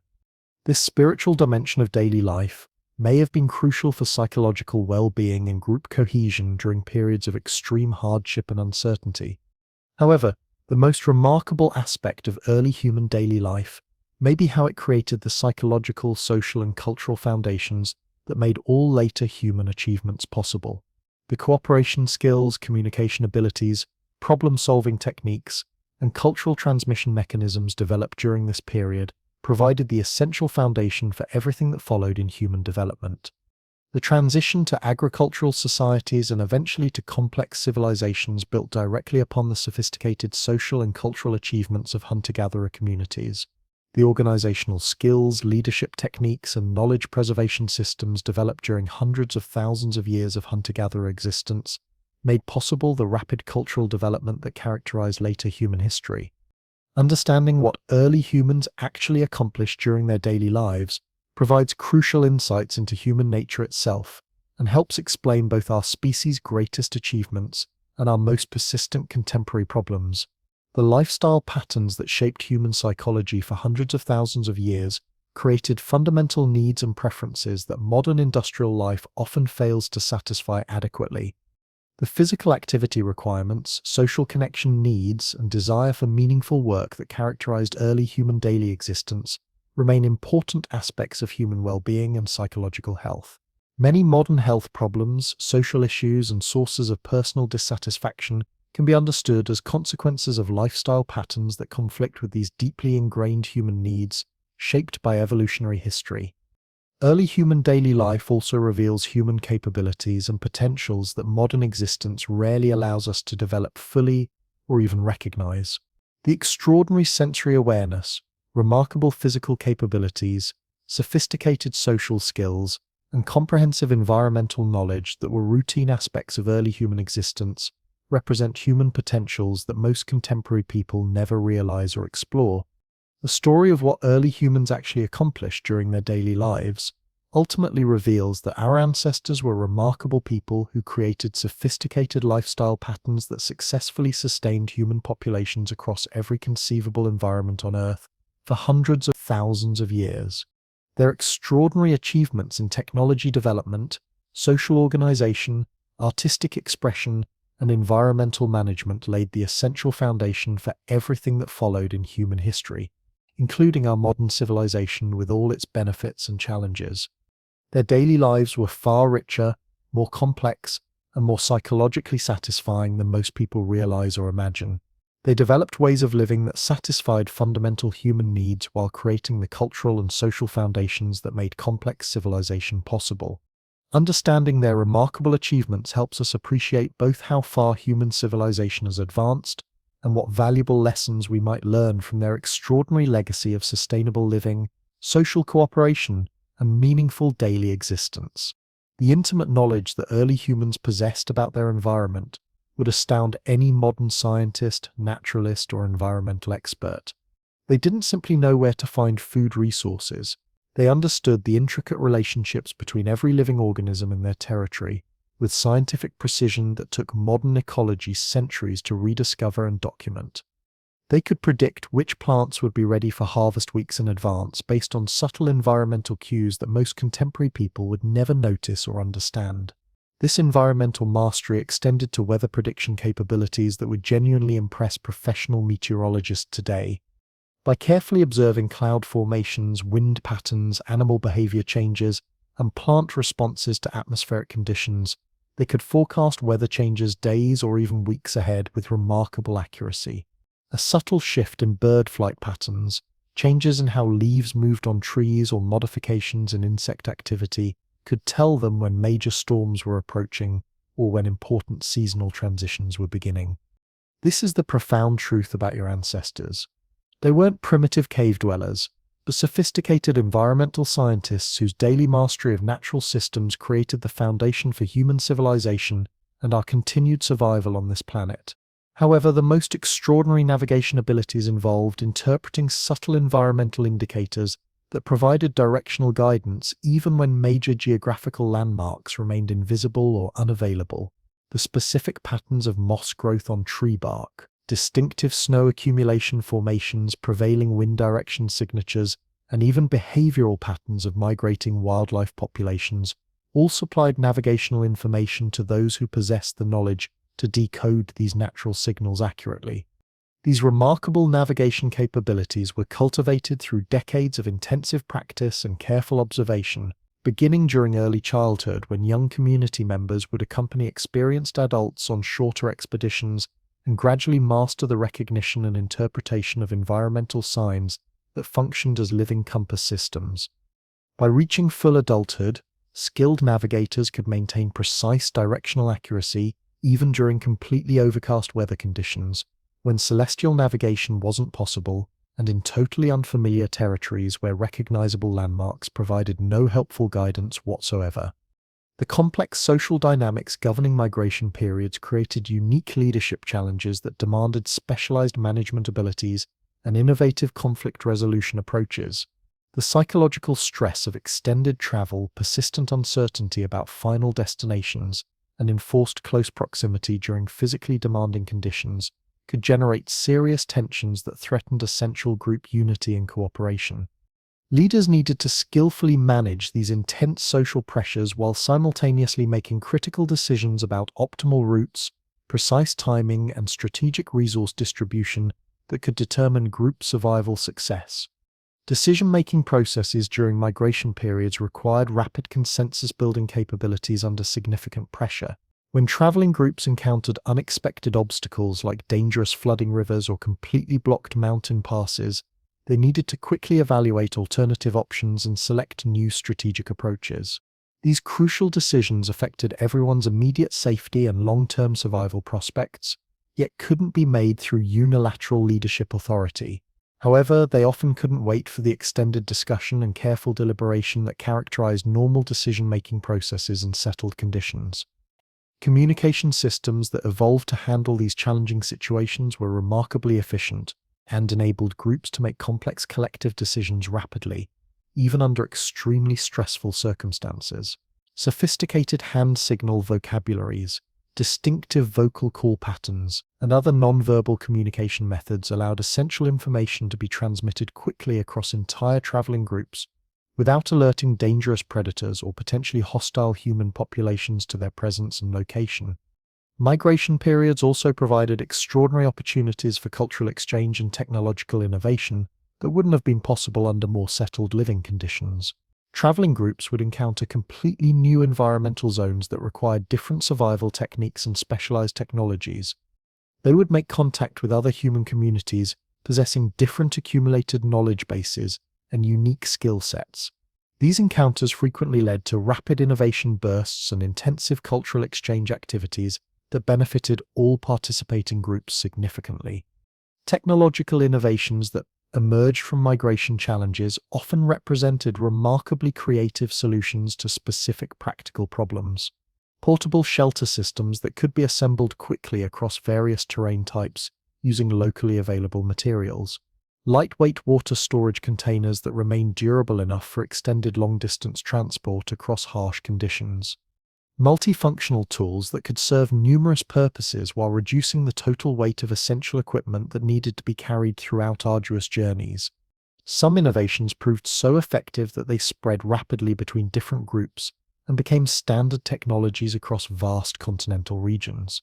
The revolutionary development of bow and arrow technology, for instance, may have disseminated across entire continents within relatively brief time periods as migrating communities encountered this superior hunting innovation and immediately adopted it for their own survival applications. Cultural exchange occurring during migration periods wasn't restricted to technological knowledge transfer. Groups would share elaborate storytelling traditions, complex musical compositions, sophisticated artistic techniques, and profound spiritual practices that enriched everyone's daily existence and contributed to increasingly advanced cultural traditions spanning enormous geographical areas. Marriage customs and kinship relationship systems were particularly influenced by cultural exchange opportunities created through migration activities. Communities needed to maintain essential genetic diversity by securing marriage partners from outside their immediate family groups. Migration brought them into regular contact with potential spouses from distant communities with different cultural backgrounds. This also required developing intricate social systems for negotiating marriage arrangements and managing the resulting complex kinship relationship networks that could span vast distances and multiple cultural groups. Seasonal gathering locations where multiple communities would converge during major migration periods became centers of intense cultural activity that could continue for weeks or even months. These massive gatherings provided opportunities for young adults to meet suitable marriage partners from genetically diverse backgrounds, for specialized craftspeople to exchange advanced knowledge and refined techniques, and for entire communities to participate in elaborate ceremonial activities that reinforced cultural identity and strengthened social bonds between different groups. Ceremonial activities conducted during these large multi-group gatherings often represented the most elaborate and sophisticated cultural events of the entire year. Multiple communities would collaborate extensively to organize complex ritual performances requiring detailed coordination and intensive preparation involving hundreds of participants. These ceremonies served multiple essential functions simultaneously. They reinforced crucial social bonds between previously separated groups, transmitted important cultural knowledge across generational lines, and provided opportunities for artistic and spiritual expression on scales impossible in smaller community settings. Artistic collaborations emerging from these gatherings produced some of the most sophisticated cultural achievements of early human societies. Large-scale cave painting projects required multiple skilled artists working together over extended periods to create masterpieces that still inspire modern viewers. Complex musical performances involved dozens of participants playing various instruments and singing in elaborate harmonies that demonstrated remarkable artistic coordination. Competitive storytelling events pushed individual performers to develop increasingly sophisticated narrative techniques that preserve crucial cultural knowledge in memorable and entertaining formats. Perhaps the most crucial function of these seasonal gatherings was facilitating exchange of vital survival information between groups that had spent previous months in different environmental zones. Communities that had discovered new food sources, developed improved hunting methodologies, or learned superior methods for managing environmental challenges would share this knowledge freely with others, creating rapid information networks that benefited all participants substantially. Knowledge preservation systems that evolved to manage this constant flow of new information were remarkably sophisticated and ensured that important discoveries wouldn't be lost or forgotten. Master storytellers and designated knowledge keepers accepted responsibility for incorporating new information into existing oral traditions using methods that made complex data memorable and accessible to future generations. Specialization that developed within these knowledge preservation systems created some of the first genuine professional roles in human society. Individuals demonstrating particular talent for memorizing and transmitting complex information would receive community recognition as specialists and obtain support, allowing them to focus intensively on developing these crucial abilities. These knowledge specialists weren't merely passive repositories of existing information, but functioned as active innovators who constantly worked to improve systems for preserving and transmitting cultural knowledge. They developed sophisticated mnemonic techniques, compelling narrative structures, and engaging performance methods that made complex information easier to remember and more interesting for audiences. Educational systems that developed around these knowledge preservation activities proved remarkably effective at transmitting vast amounts of information across generations without any external storage technologies. Students would invest years learning from master practitioners, gradually mastering techniques needed to preserve and transmit crucial cultural knowledge accurately. The most impressive aspect of these educational systems was how they managed to preserve information with remarkable accuracy, while simultaneously allowing for innovation and adaptation to changing conditions. Traditional knowledge was maintained with extraordinary fidelity across many generations, yet systems remained flexible enough to incorporate new discoveries and adapt to environmental changes. Psychological and social benefits of these sophisticated cultural systems extended far beyond their practical functions. Participation in elaborate cultural activities provided meaning and purpose that enriched daily existence immeasurably. The profound sense of connection to ancestral traditions and future generations gave individuals a sense of place in the larger flow of human history that provided psychological stability and deep emotional satisfaction. Artistic and spiritual dimensions of these cultural systems addressed fundamental human needs that transcended immediate survival concerns. Even during the most challenging periods of early human existence, communities devoted significant time and precious resources to activities that served no direct survival function, but were considered absolutely essential for psychological and social well-being.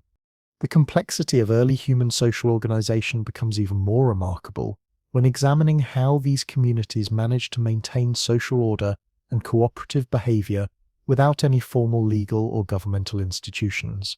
Social mechanisms they developed for handling conflicts, allocating scarce resources, and coordinating group activities often proved more effective than many modern institutional systems. Consensus-building processes used for major decision-making required sophisticated communication abilities and social awareness that took years to develop properly. Individuals needed to learn expressing their personal views clearly, while simultaneously understanding and acknowledging others' perspectives with respect and empathy. They needed to develop patience and negotiation skills necessary for finding solutions that worked effectively for everyone in the group while maintaining harmony and cooperation essential for survival success. This is the extraordinary truth about your ancestors. They weren't primitive cave dwellers stumbling through existence, but sophisticated social innovators whose advanced systems for cooperation, knowledge preservation, and cultural development created the foundation for everything magnificent about human civilization that followed. The most effective leaders consistently demonstrated excellence at facilitating collaborative group decision-making processes, rather than imposing their personal preferences or authoritarian will upon community members. These exceptional individuals needed to understand complex group dynamics, skillfully manage personality conflicts between strong-willed individuals, and guide extensive discussions toward genuine consensus without dominating conversations or alienating essential community members who might withdraw their cooperation. These sophisticated leadership abilities were cultivated through years of careful observation and practical experience beginning during childhood years, when young people would attentively watch adult decision-making processes and gradually assume increasing responsibilities for various aspects of group coordination and conflict management. The most promising potential leaders would receive informal but intensive mentoring from established community leaders who would generously share their accumulated knowledge, proven techniques, and hard-won wisdom about managing human relationships under pressure. However, leadership in early human societies was never considered a permanent position or exclusive role reserved for specific individuals. The same person might confidently lead hunting expeditions while respectfully following others during plant-gathering activities or participating as an ordinary member during ceremonial events and spiritual practices. This distributed leadership system ensured that authority remained dispersed throughout the entire community and prevented dangerous concentration of power that could lead to abuse, corruption, or social inequality that might threaten group survival and harmony.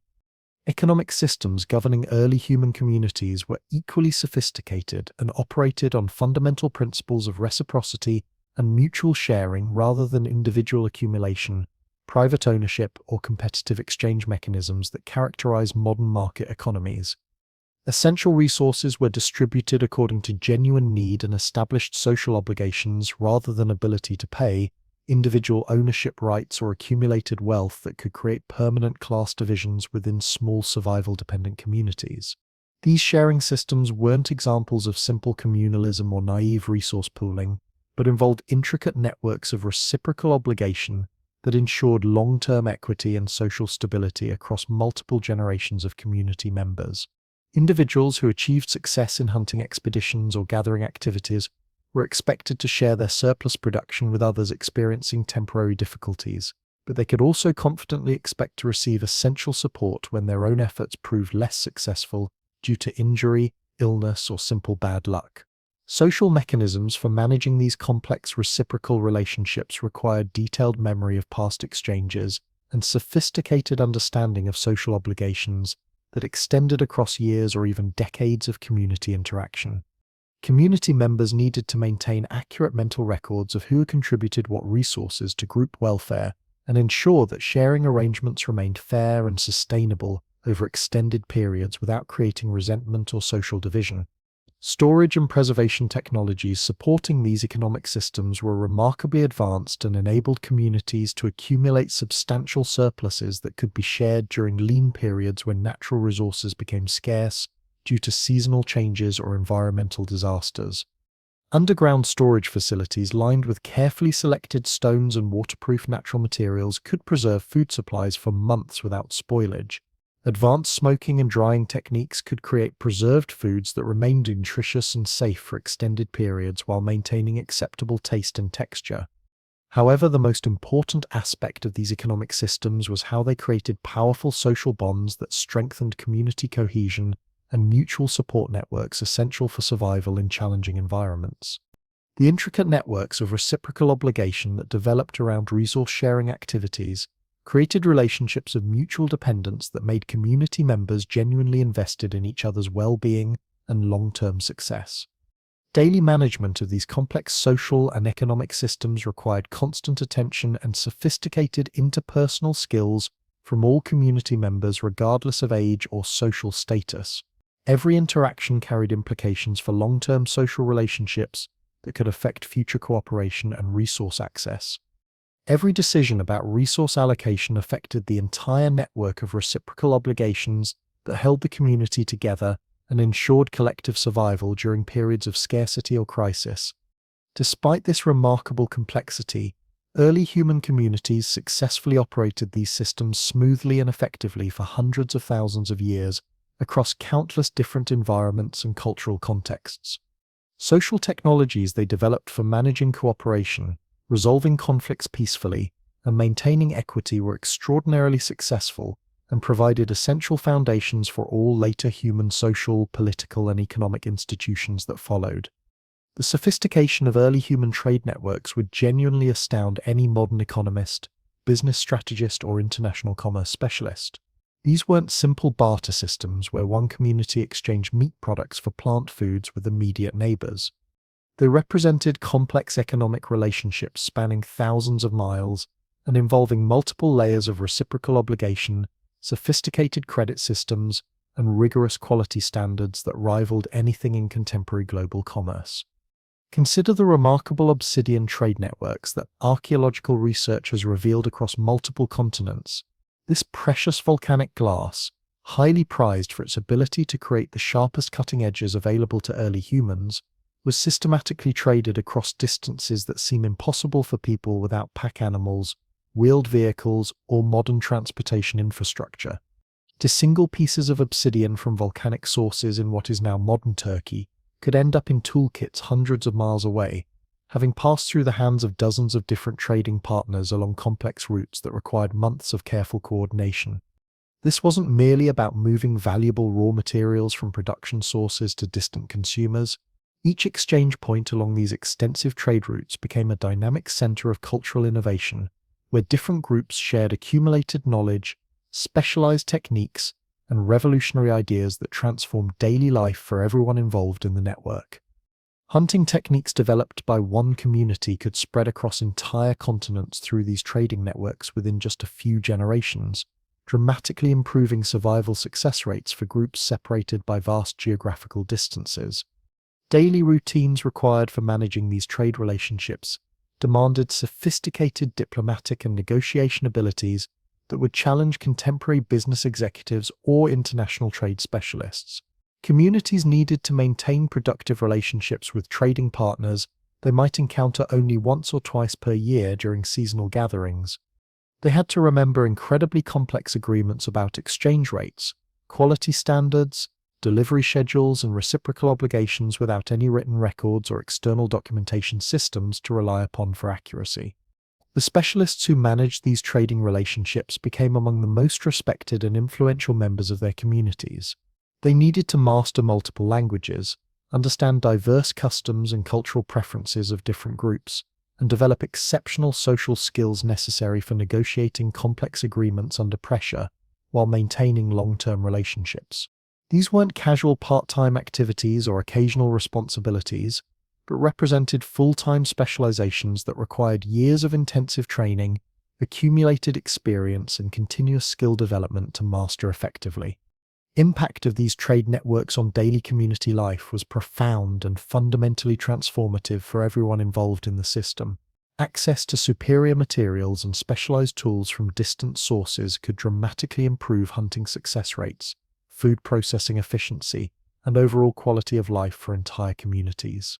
Hunters equipped with obsidian-tipped spears were significantly more effective than those using locally available stone materials, leading to more reliable food supplies and reduced risk of starvation during difficult periods. However, benefits extended far beyond material improvements and technological advantages. Cultural exchange that accompanied trade relationships exposed communities to revolutionary ideas, artistic techniques, and social innovations that enriched their daily existence immeasurably. Stories, songs, spiritual practices, and cultural traditions spread along trade routes just as readily as physical goods, creating shared cultural foundations that spanned vast geographical areas and connected otherwise isolated communities. Seasonal timing of trade activities created natural rhythms that structured yearly calendars for many communities across enormous regions. Major trading gatherings became highly anticipated events that people planned and prepared for months in advance. These weren't merely economic transactions or simple commercial exchanges, but elaborate social festivals that provided opportunities for young people to meet potential marriage partners from genetically diverse backgrounds, for skilled artists to showcase their finest work to appreciative audiences, and for entire communities to participate in cultural exchanges impossible under normal circumstances. Preparation for major trading expeditions required extensive community coordination and strategic planning involving every member of the group.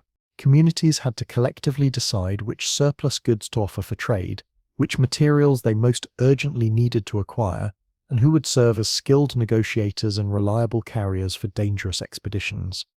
These crucial decisions affected entire communities' welfare and required careful consideration of current needs, future requirements, available alternatives, and potential risks involved in long-distance travel through unknown territories. Psychological benefits of participation in these larger economic networks were significant and helped address one of the major challenges of small group living, social isolation, and cultural stagnation. Even communities that spent most of their time in remote areas with minimal human contact could feel meaningfully connected to larger human networks through their participation in trade systems linking them to thousands of other people.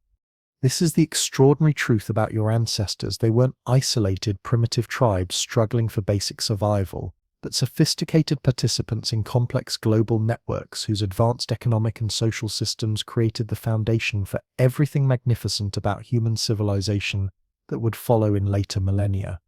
Some of the most revolutionary innovations involved advanced transportation technologies that made long-distance commercial exchange more efficient and practically feasible for communities separated by hundreds or thousands of miles. Early humans developed sophisticated carrying systems that enabled individuals to transport heavy loads across enormous distances without suffering physical injury or exhaustion that could endanger expedition success. They engineered portable container designs that could protect fragile trade goods during arduous journeys across rough terrain, harsh weather conditions, and dangerous river crossings. They established strategic cache systems that allowed valuable materials to be stored safely at predetermined points along established trade routes, reducing the burden on individual traders while ensuring secure supply chains.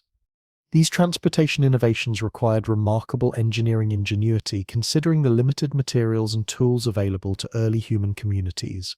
Carrying frames were constructed from carefully selected wood that provided maximum strength while minimizing weight. Waterproof containers were crafted from animal hides treated with natural substances that prevented moisture damage during river crossings and extended rainy periods.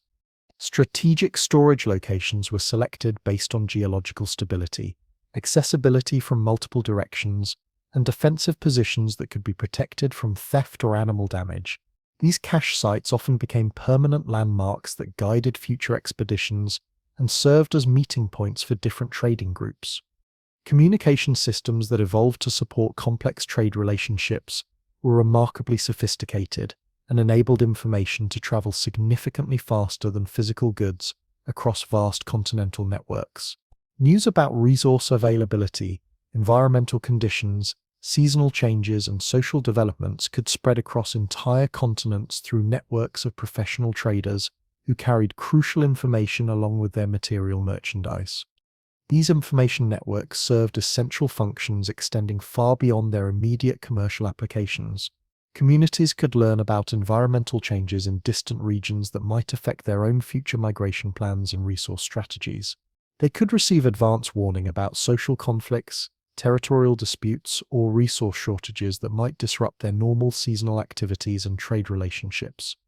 They could stay informed about technological innovations, artistic developments, or cultural practices that might benefit their own communities and enhance their daily quality of life through adoption and adaptation of superior techniques.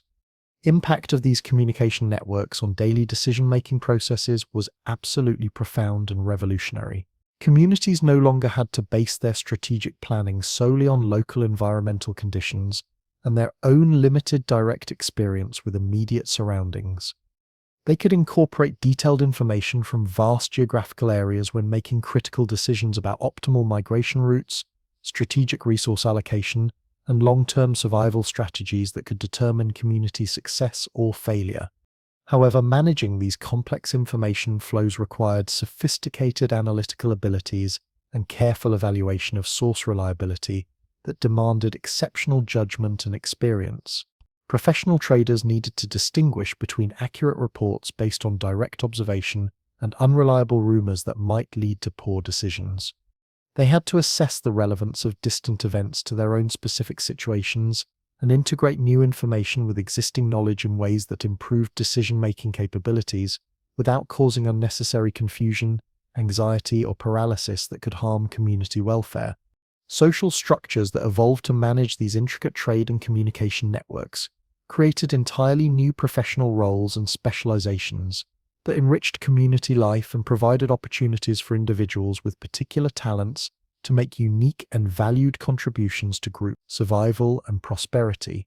Master negotiators, skilled linguists, expert navigators, and trusted messengers all became recognized specialists whose contributions were considered essential for community welfare and long-term success in competitive trading environments. These specialized roles weren't rigid caste systems that trapped individuals in permanent positions, but flexible arrangements that allowed people to develop their particular talents while also participating in general community activities essential for survival and social cohesion. Skilled traders might spend several months each year traveling to distant communities and negotiating complex exchanges, but would also participate actively in hunting expeditions, gathering activities, and other essential community functions when present in their home territory. Educational systems that developed to train people for these specialized roles were remarkably sophisticated and effectively combined theoretical knowledge with extensive practical experience gained through supervised participation in actual trading expeditions. Young people who demonstrated aptitude for trading activities would accompany experienced professionals on dangerous journeys, gradually mastering the complex skills needed to negotiate successfully with different cultural groups and navigate safely across treacherous terrain. Mentorship relationships that developed around these educational activities created powerful social bonds that often lasted for entire lifetimes and provided ongoing support networks that enhanced individual success and community stability. Master traders accepted personal responsibility for their apprentices' development and continued providing guidance, protection, and emotional support even after students had become accomplished independent practitioners capable of managing their own expeditions. The most remarkable aspect of these educational systems was how they successfully preserved and transmitted the incredibly complex knowledge required for successful long-distance trading without any written records, formal institutions, or external storage systems.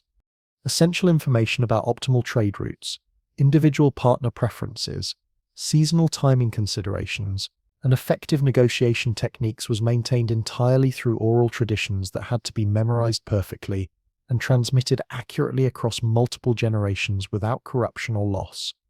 Memory techniques used to preserve this crucial information were extraordinarily sophisticated and involved multiple overlapping systems designed to ensure accuracy and prevent catastrophic knowledge loss that could destroy valuable trading relationships.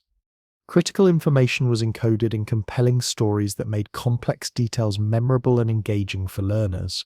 Dora songs and rhythmic chants provided structured frameworks that aided memorization through musical patterns and repetitive elements. Visual symbols and distinctive landmarks created spatial memory aids that helped travelers navigate complex routes while maintaining accurate directional orientation across vast distances without modern navigation instruments.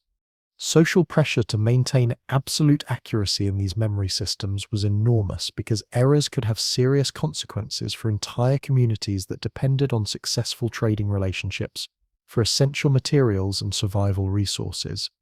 Traders who misremembered exchange rates or partner preferences could damage relationships that had required generations to build through careful cultivation and consistent, reliable performance. Navigation errors could result in missed opportunities or dangerous delays that threatened expedition success and endangered participants' lives.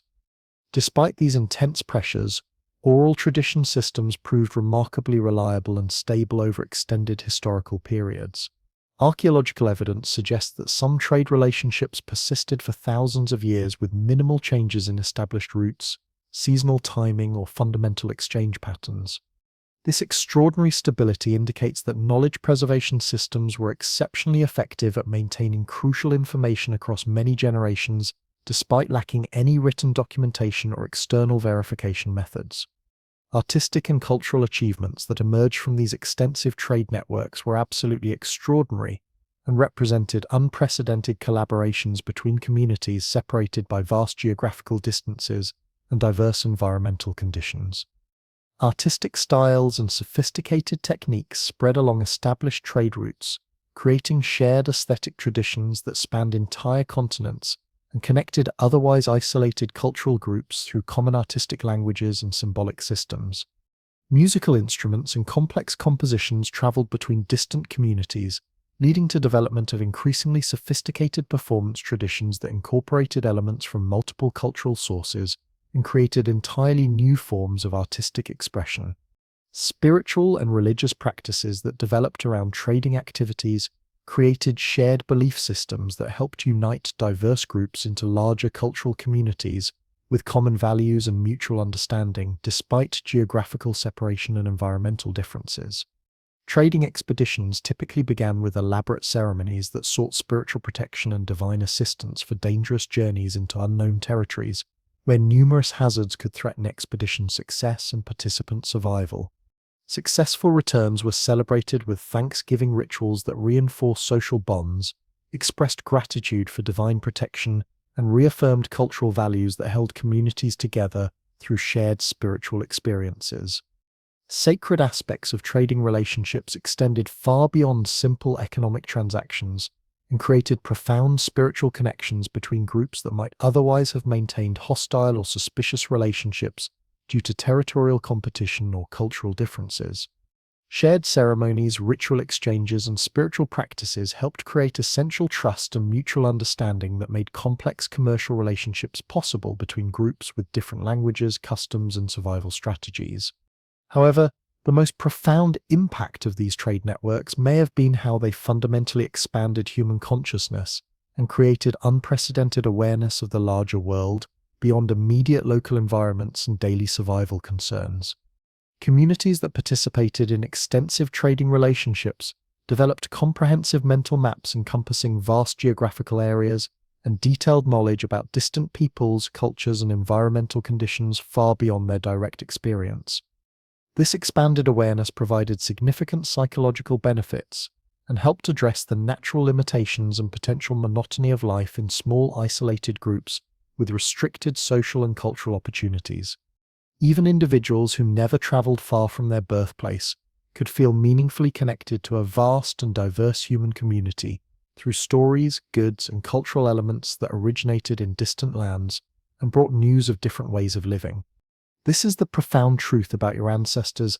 They weren't isolated primitive tribes, but sophisticated participants in global networks whose advanced systems created the foundation for everything magnificent about human civilization that continues to connect and inspire us today. The cultural exchange that occurred through these early trade networks created shared traditions and common knowledge systems that helped unite diverse human populations into larger cultural communities with unified values, practices, and understandings that transcended geographical boundaries and environmental differences. These shared cultural foundations made possible the development of more complex social organizations that could effectively coordinate activities across much larger populations than individual bands, enabling unprecedented cooperation and resource sharing that benefited entire regional networks. Understanding the remarkable sophistication of early human trade and cultural exchange networks reveals that our ancestors were far from the isolated primitive people that popular imagination typically portrays.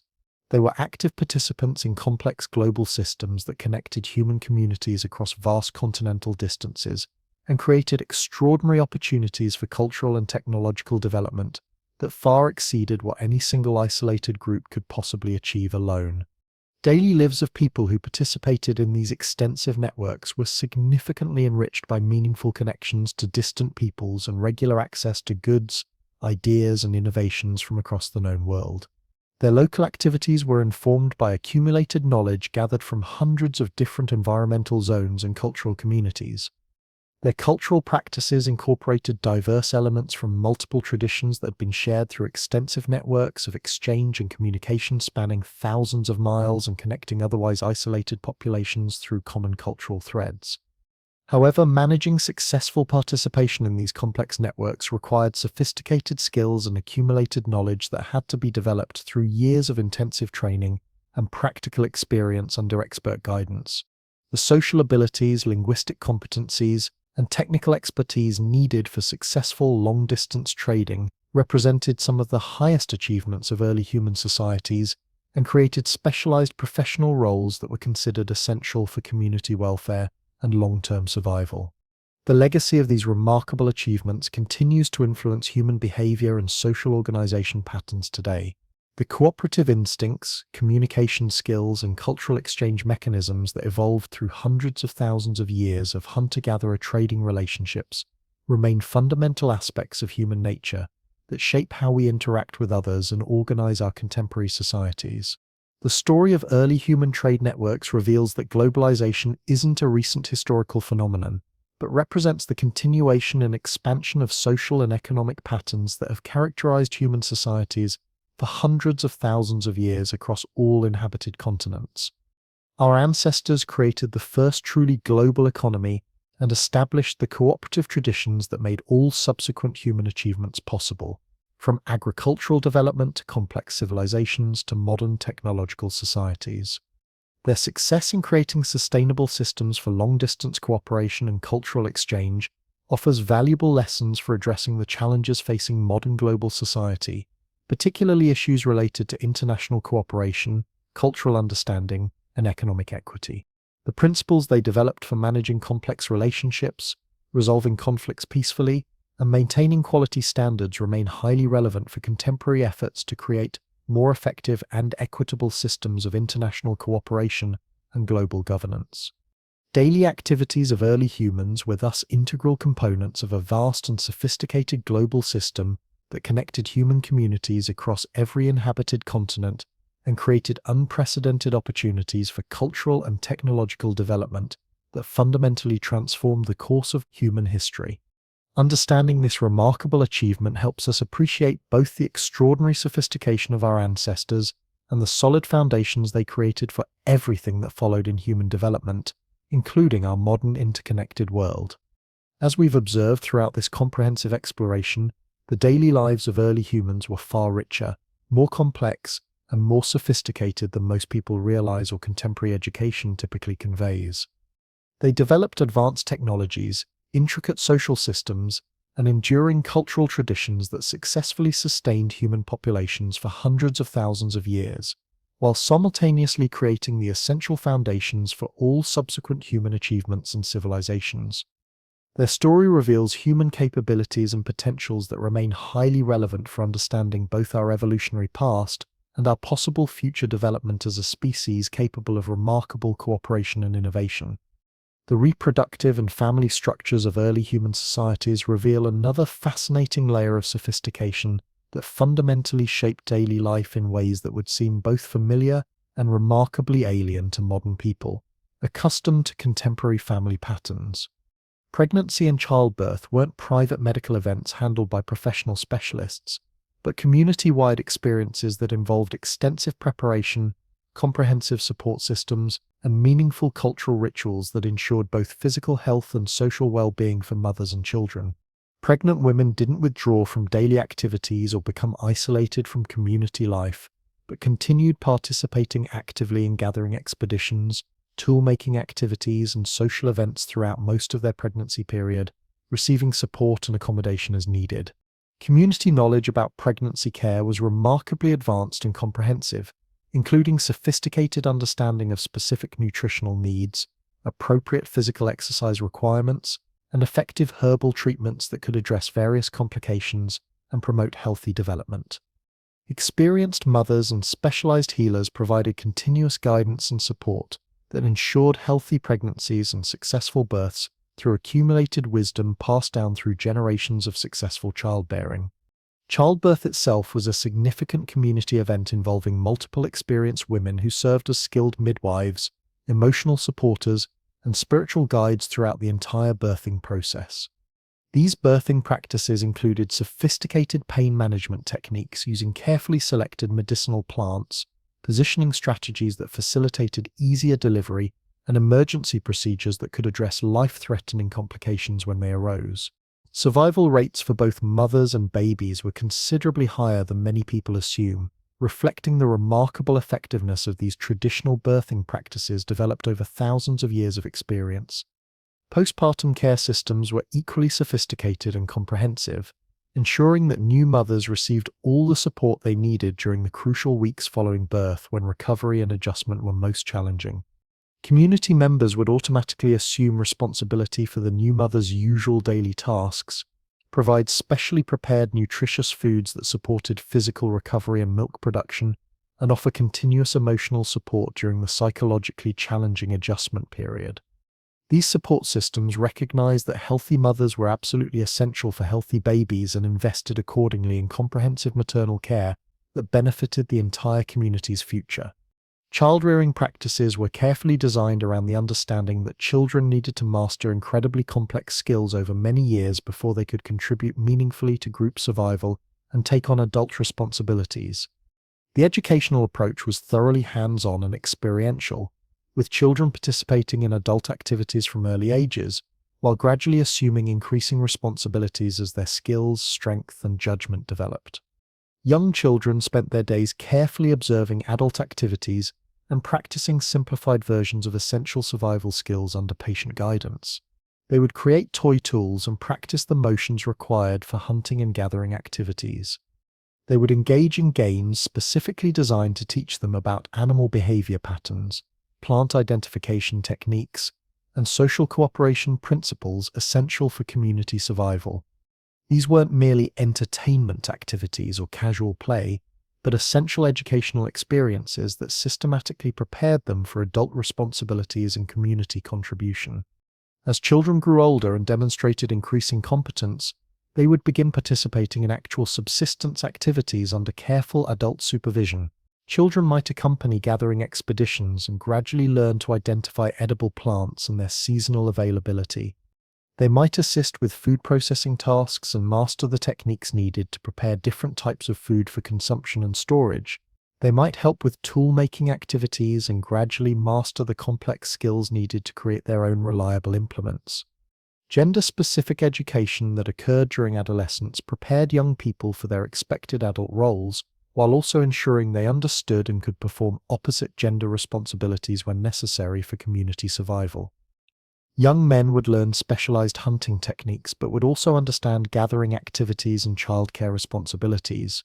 Young women would master comprehensive plant knowledge but would also understand hunting strategies and tool-making processes. This cross-training ensured that individuals could adapt effectively to changing circumstances and contribute meaningfully to all aspects of group survival regardless of gender role expectations. Initiation ceremonies that mark the formal transition to full adulthood were elaborate community events that tested young people's mastery of essential skills while providing formal recognition of their new status and responsibilities within the community structure.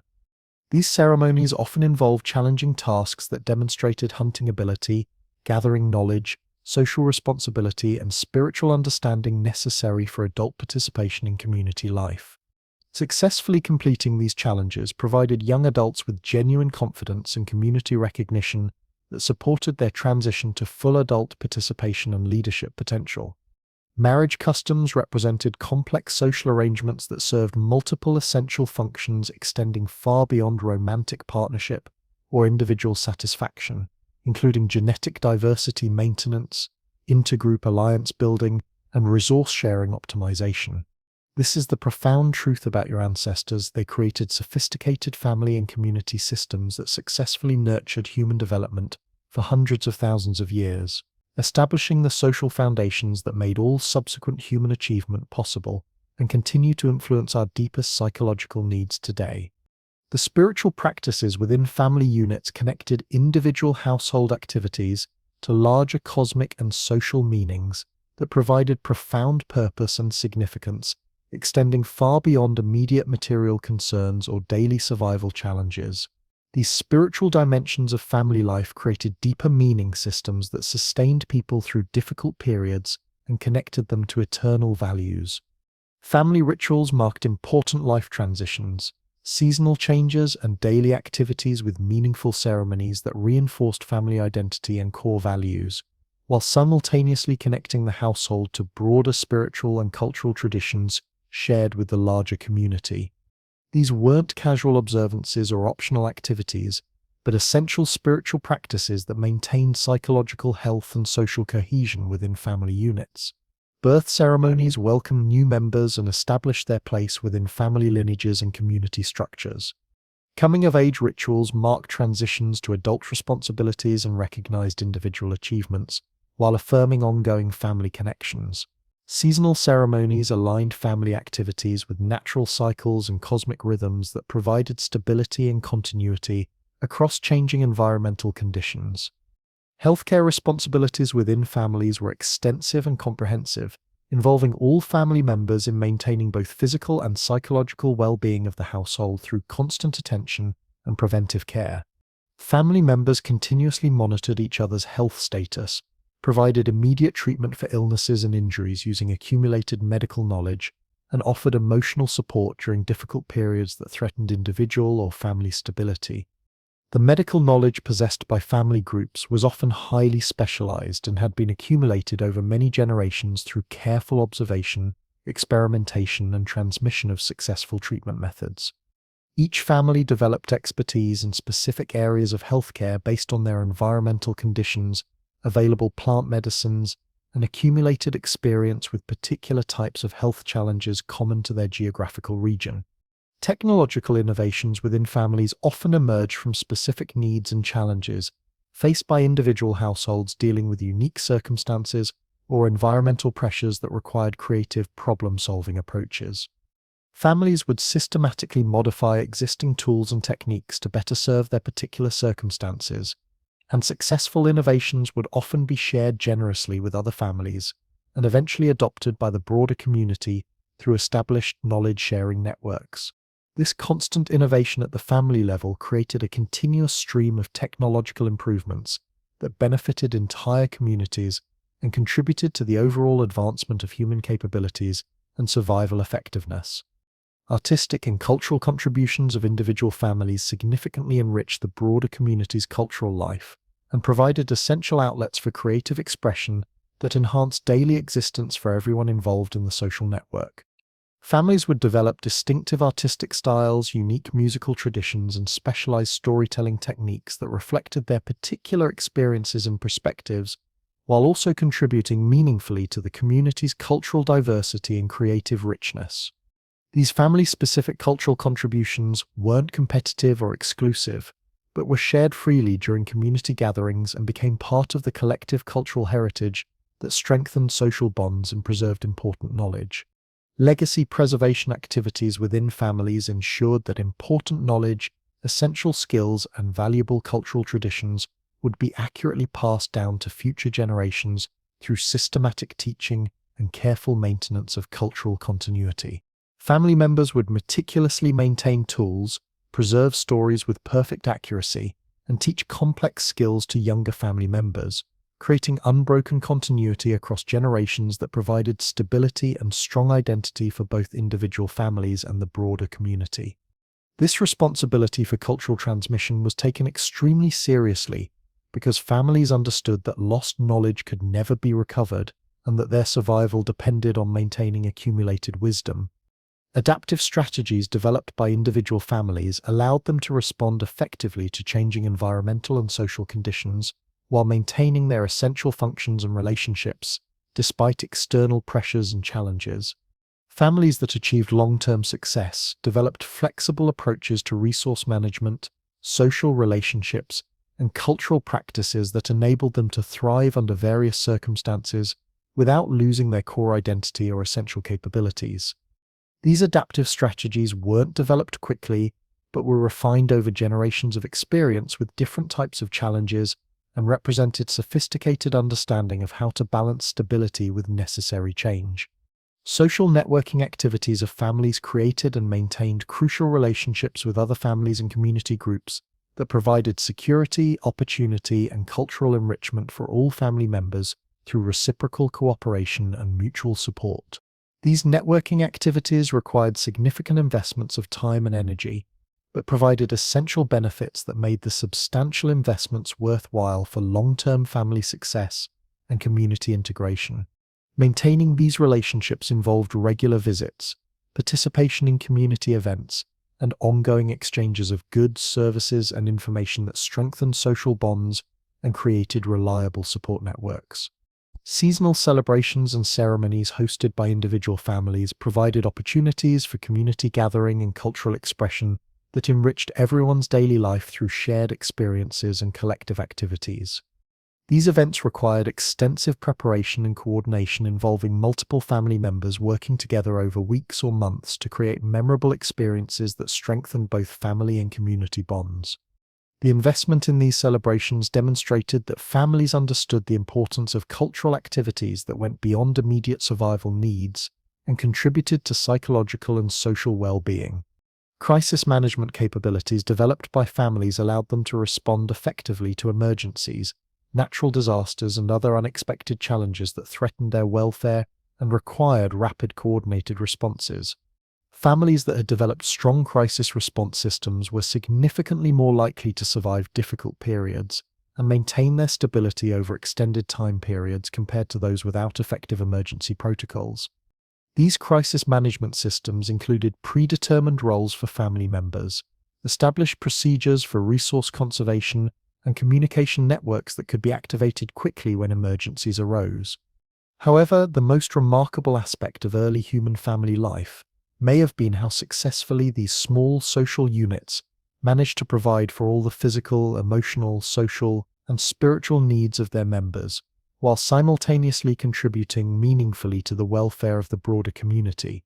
The family systems developed during hundreds of thousands of years of hunter-gatherer existence created enduring templates for human social organization that continue to influence contemporary family life in fundamental ways. Understanding the complexity and sophistication of early human family life helps us appreciate both the enormous challenges our ancestors faced and the creative solutions they developed for managing fundamental human needs for security, belonging, and meaning. Their achievements in creating sustainable family systems that could adapt to changing circumstances while maintaining essential functions provided crucial foundations for all subsequent human social development and remain relevant today. Daily activities of early human families were integral components of sophisticated social systems that successfully balanced individual needs with collective responsibilities while providing security, education, and cultural transmission that ensured group survival and prosperity. Their legacy continues to shape human family life and reminds us of both our capabilities and fundamental needs as social beings who depend on family relationships for physical and emotional well-being throughout our lives. The most extraordinary aspect of early human family systems was their remarkable resilience when facing challenges that would devastate modern families lacking their adaptive capabilities and cooperative structures. When environmental disasters struck or food sources failed catastrophically, these family units could rapidly reorganize their entire lifestyle while maintaining the emotional bonds and cooperative structures that held them together through crisis periods. Consider what happened when major droughts forced family groups to abandon territories they had occupied for generations with established resource bases and familiar environmental patterns. Within days, they could dismantle their entire established way of life and begin dangerous journeys towards completely unknown regions with uncertain resources and unknown challenges. Yet throughout these traumatic transitions, they maintained essential daily routines of childcare, elder support, and social cooperation that kept families functioning as effective units capable of successful adaptation. The psychological strength required for these adaptations was absolutely extraordinary by modern standards. Family members had to cope with profound loss of familiar environments while simultaneously managing intense stress from uncertain futures and dangerous journeys. Yet archaeological evidence suggests that these major transitions were surprisingly common occurrences, and that most families managed them successfully without permanent damage to their social structures or emotional well-being. Decision-making processes that guided these major life transitions reveal sophisticated democratic systems that governed early human families through consensus building and inclusive participation. When faced with environmental pressures or other serious crises, family members would engage in extensive discussions that could continue for days or weeks until consensus was reached. Every family member, including children and elderly individuals, would have meaningful opportunities to express their views and contribute to final decisions that would affect everyone's future welfare. These family discussions weren't casual conversations or informal consultations, but highly structured deliberative processes that followed established protocols for ensuring fair participation and thorough consideration of all available alternatives. Experienced family leaders would skillfully facilitate these discussions, ensuring that all perspectives were heard respectfully while guiding conversations toward practical conclusions that families could implement effectively. Information gathering that preceded major family decisions was remarkably systematic and thorough, involving multiple sources and careful evaluation of available options. Family members would consult their memories of past experiences with similar challenges, seek advice from other families who had faced comparable difficulties, and send out scouts to gather current information about potential destinations or alternative strategies. This information would then be carefully evaluated and systematically integrated into the family's decision-making process through structured discussions and consensus-building activities. Perhaps most impressive was how these families managed to maintain their cultural identity and value systems, even during periods of dramatic change and upheaval that threatened everything familiar. Even when everything else about their lifestyle had to be abandoned or fundamentally modified, the stories, songs, and traditions that defined family identity were preserved and continued with remarkable fidelity. This is the profound truth about your ancestors.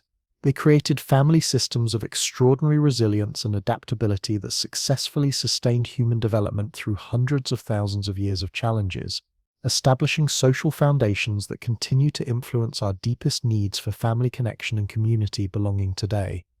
The competency development priorities within household units reflected this fundamental emphasis on adaptability and psychological resilience that prepared individuals for unpredictable future challenges.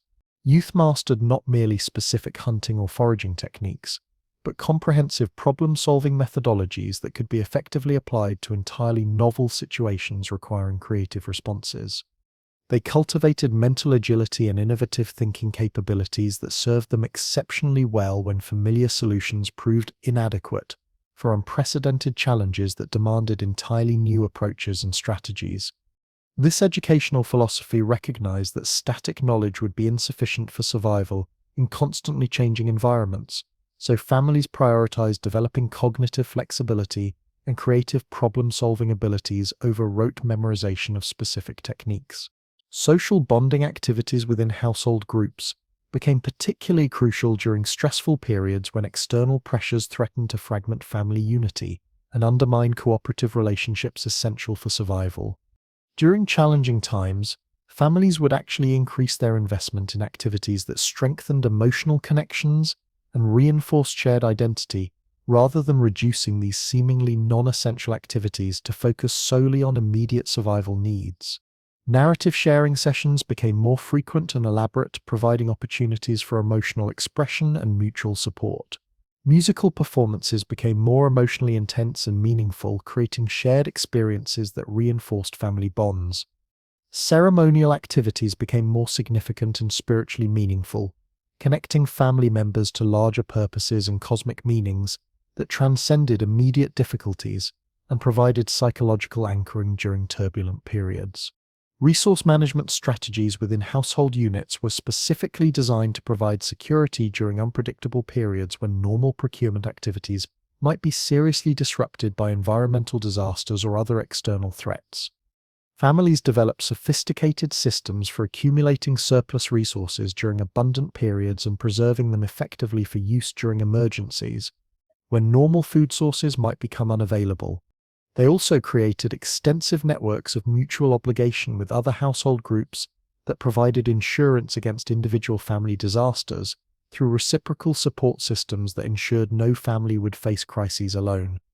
These mutual aid networks represented sophisticated social insurance systems that distributed risk across multiple families and provided security that no individual household could achieve independently. Technological innovations emerging from family-level problem-solving often represented breakthrough developments that benefited entire communities through widespread adoption of superior tools and techniques.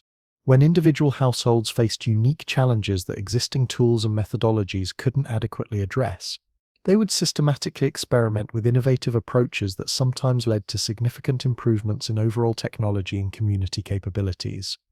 These household-level innovations were freely shared with other families and gradually spread throughout entire communities, demonstrating the cooperative spirit and collective benefit orientation that characterized early human social systems.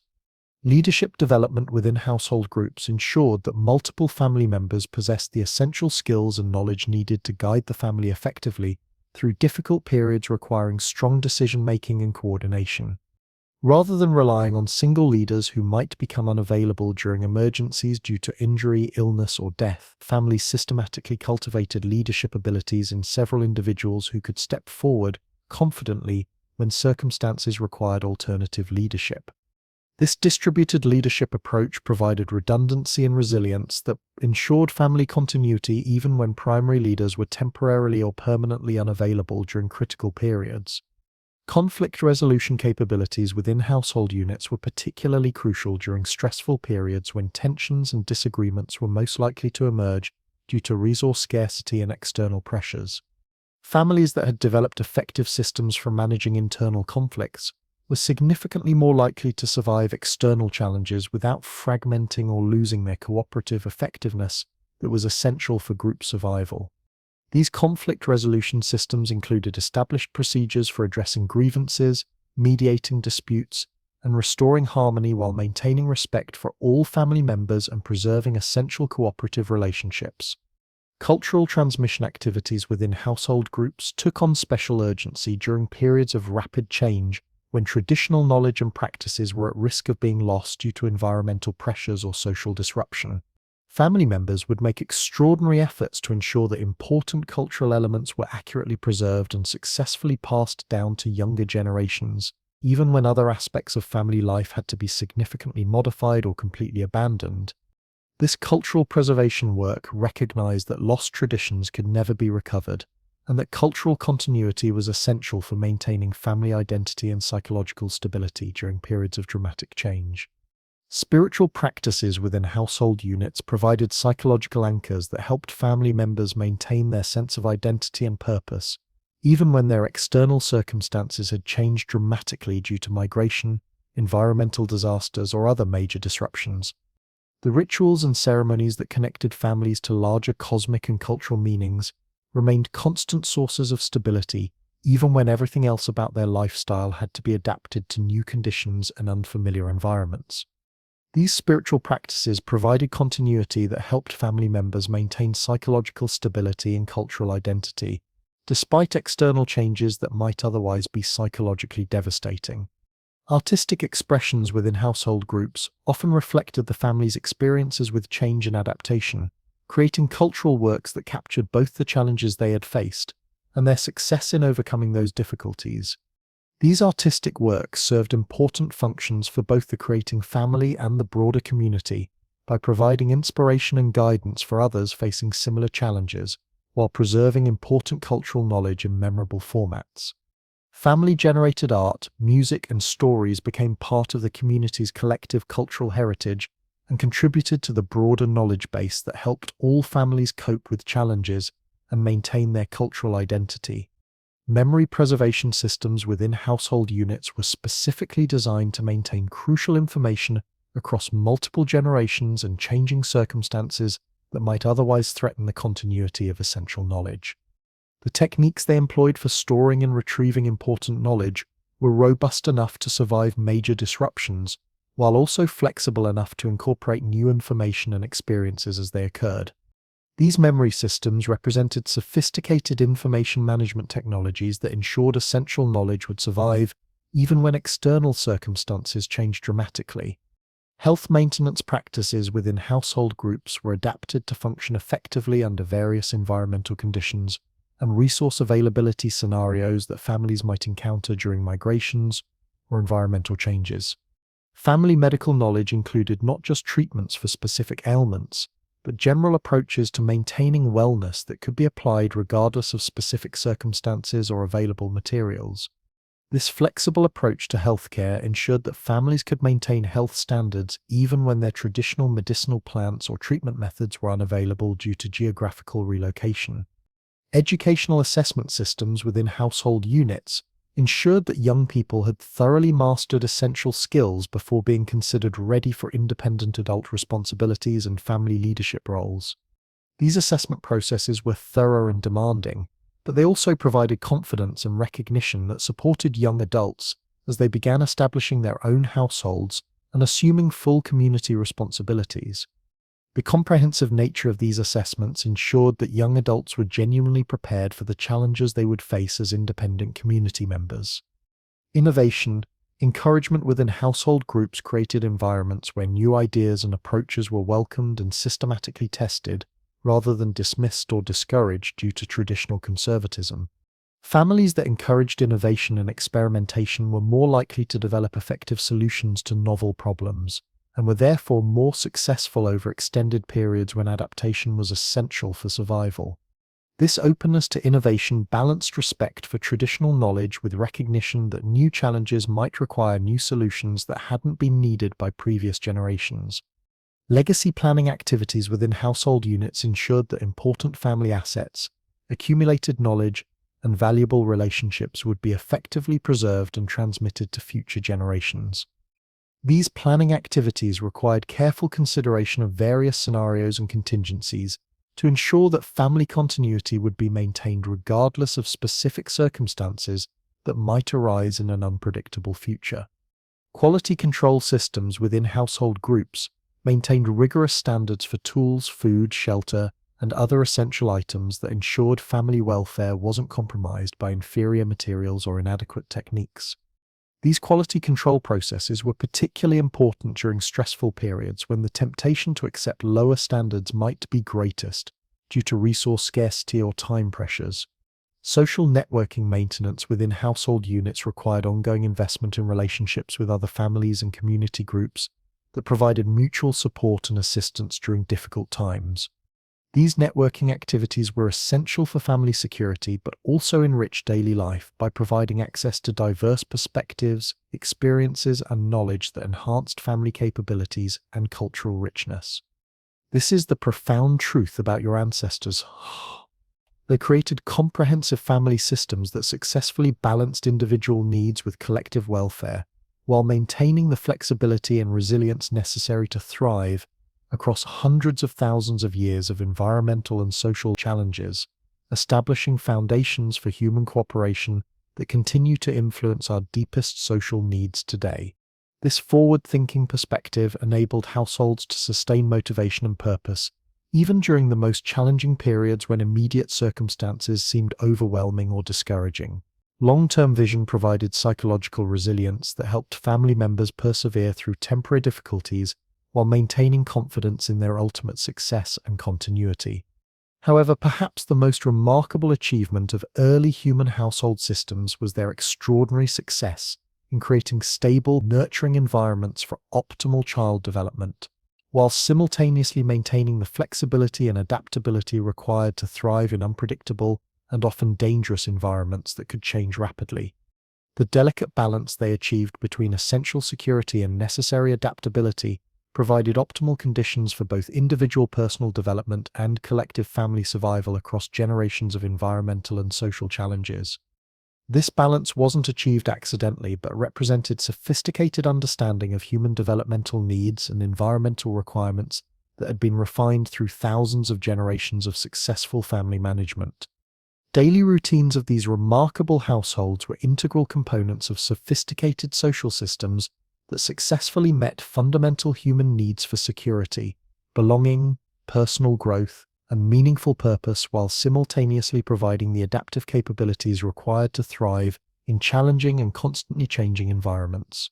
Their achievements in creating sustainable family systems that could maintain their essential functions while adapting effectively to various circumstances provided crucial foundations for all subsequent human social development and continue offering valuable insights for contemporary family life challenges. Understanding the complexity and sophistication of early human household systems reveals that our ancestors created some of the most successful and enduring social institutions in human history, surpassing many modern family structures in their effectiveness and resilience. Their daily activities were embedded within family structures that provided comprehensive support for human development across all life stages, while also maintaining the flexibility and resilience needed to survive and thrive across hundreds of thousands of years of environmental and social transformation. Their remarkable legacy continues to shape human family life patterns and reminds us of both our social capabilities and our fundamental needs for belonging, security, and meaningful relationships that remain absolutely central to human well-being, regardless of technological advancement. As we conclude this comprehensive exploration of what early humans actually accomplished during their daily lives, we can clearly see that their existence was far richer, more complex, and more sophisticated than most contemporary people realize or appreciate. From the moment they awakened each morning to observe environmental conditions to when they gathered around carefully maintained fires each evening for cultural activities, their days were filled with activities requiring incredible technical skills, profound knowledge, and constant cooperation with community members. They weren't primitive people desperately struggling for basic survival, but highly accomplished specialists who had completely mastered every aspect of living successfully in natural environments without external technological support. They developed sophisticated technologies that served them effectively for hundreds of thousands of years across every conceivable environment on Earth. They created intricate social systems that provided security and meaning while maintaining individual freedom and personal dignity for all community members. They established enduring cultural traditions that preserved crucial survival knowledge, while simultaneously providing beauty, artistic expression, and spiritual fulfillment that enriched daily existence immeasurably. Their achievements in artistic expression, technological innovation, social organization, and environmental management were remarkable by any historical standard and created essential foundations for everything that followed in human historical development. The cooperation skills, communication abilities, and cultural transmission mechanisms they developed through countless generations made possible all later human accomplishments, ranging from agricultural development to contemporary space exploration and technological advancement. However, perhaps most importantly for modern understanding, they developed comprehensive ways of living that satisfied fundamental human needs in ways that contemporary life often fails to achieve, despite our technological advantages and material abundance. Their physically active, socially connected, environmentally integrated lifestyle provided meaning, purpose, and deep satisfaction that many people today struggle desperately to find, despite unprecedented access to information, entertainment, and material goods. The story of what early humans actually accomplished during their daily lives ultimately reveals human capabilities and potentials that remain highly relevant for understanding both our evolutionary past and our possible future development as a species. Their sophisticated lifestyle patterns demonstrate conclusively what humans can accomplish when social organization aligns harmoniously with fundamental psychological and physical needs that evolved over hundreds of thousands of years. As contemporary society faces modern challenges including environmental sustainability crises, social inequality problems, and widespread psychological well-being issues, the remarkable achievements of our hunter-gatherer ancestors offer both genuine inspiration and practical guidance for creating better solutions. They demonstrate through historical example that humans are absolutely capable of creating sustainable ways of life that can persist successfully for hundreds of thousands of years, while providing meaningful, satisfying existence for all community members without exception. Their extraordinary legacy lives on within our genetic makeup, behavioral patterns, and deepest psychological needs for regular physical activity, authentic social connection, creative expression, and meaningful purpose that connects individual effort to community welfare.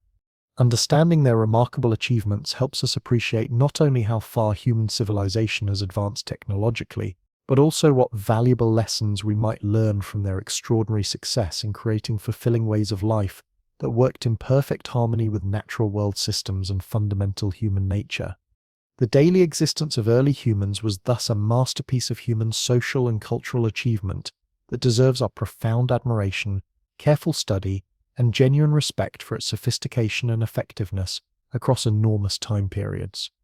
Their inspiring story reveals that our ancestors were truly remarkable people who created sophisticated and extraordinarily successful ways of life that sustained human civilization throughout the vast majority of our species' existence and provided essential foundations for everything we've accomplished since. They mastered challenges that would overwhelm most modern people while creating communities that satisfied human needs more completely than many contemporary societies achieve. They developed technologies appropriate to their environmental conditions while avoiding the ecological damage that characterizes industrial civilization. They created social systems that balanced individual freedom with collective responsibility more successfully than most modern political systems.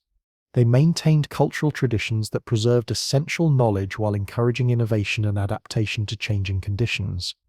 They established economic systems based on sharing and reciprocity that ensured no community member would suffer from resource scarcity while others had abundance.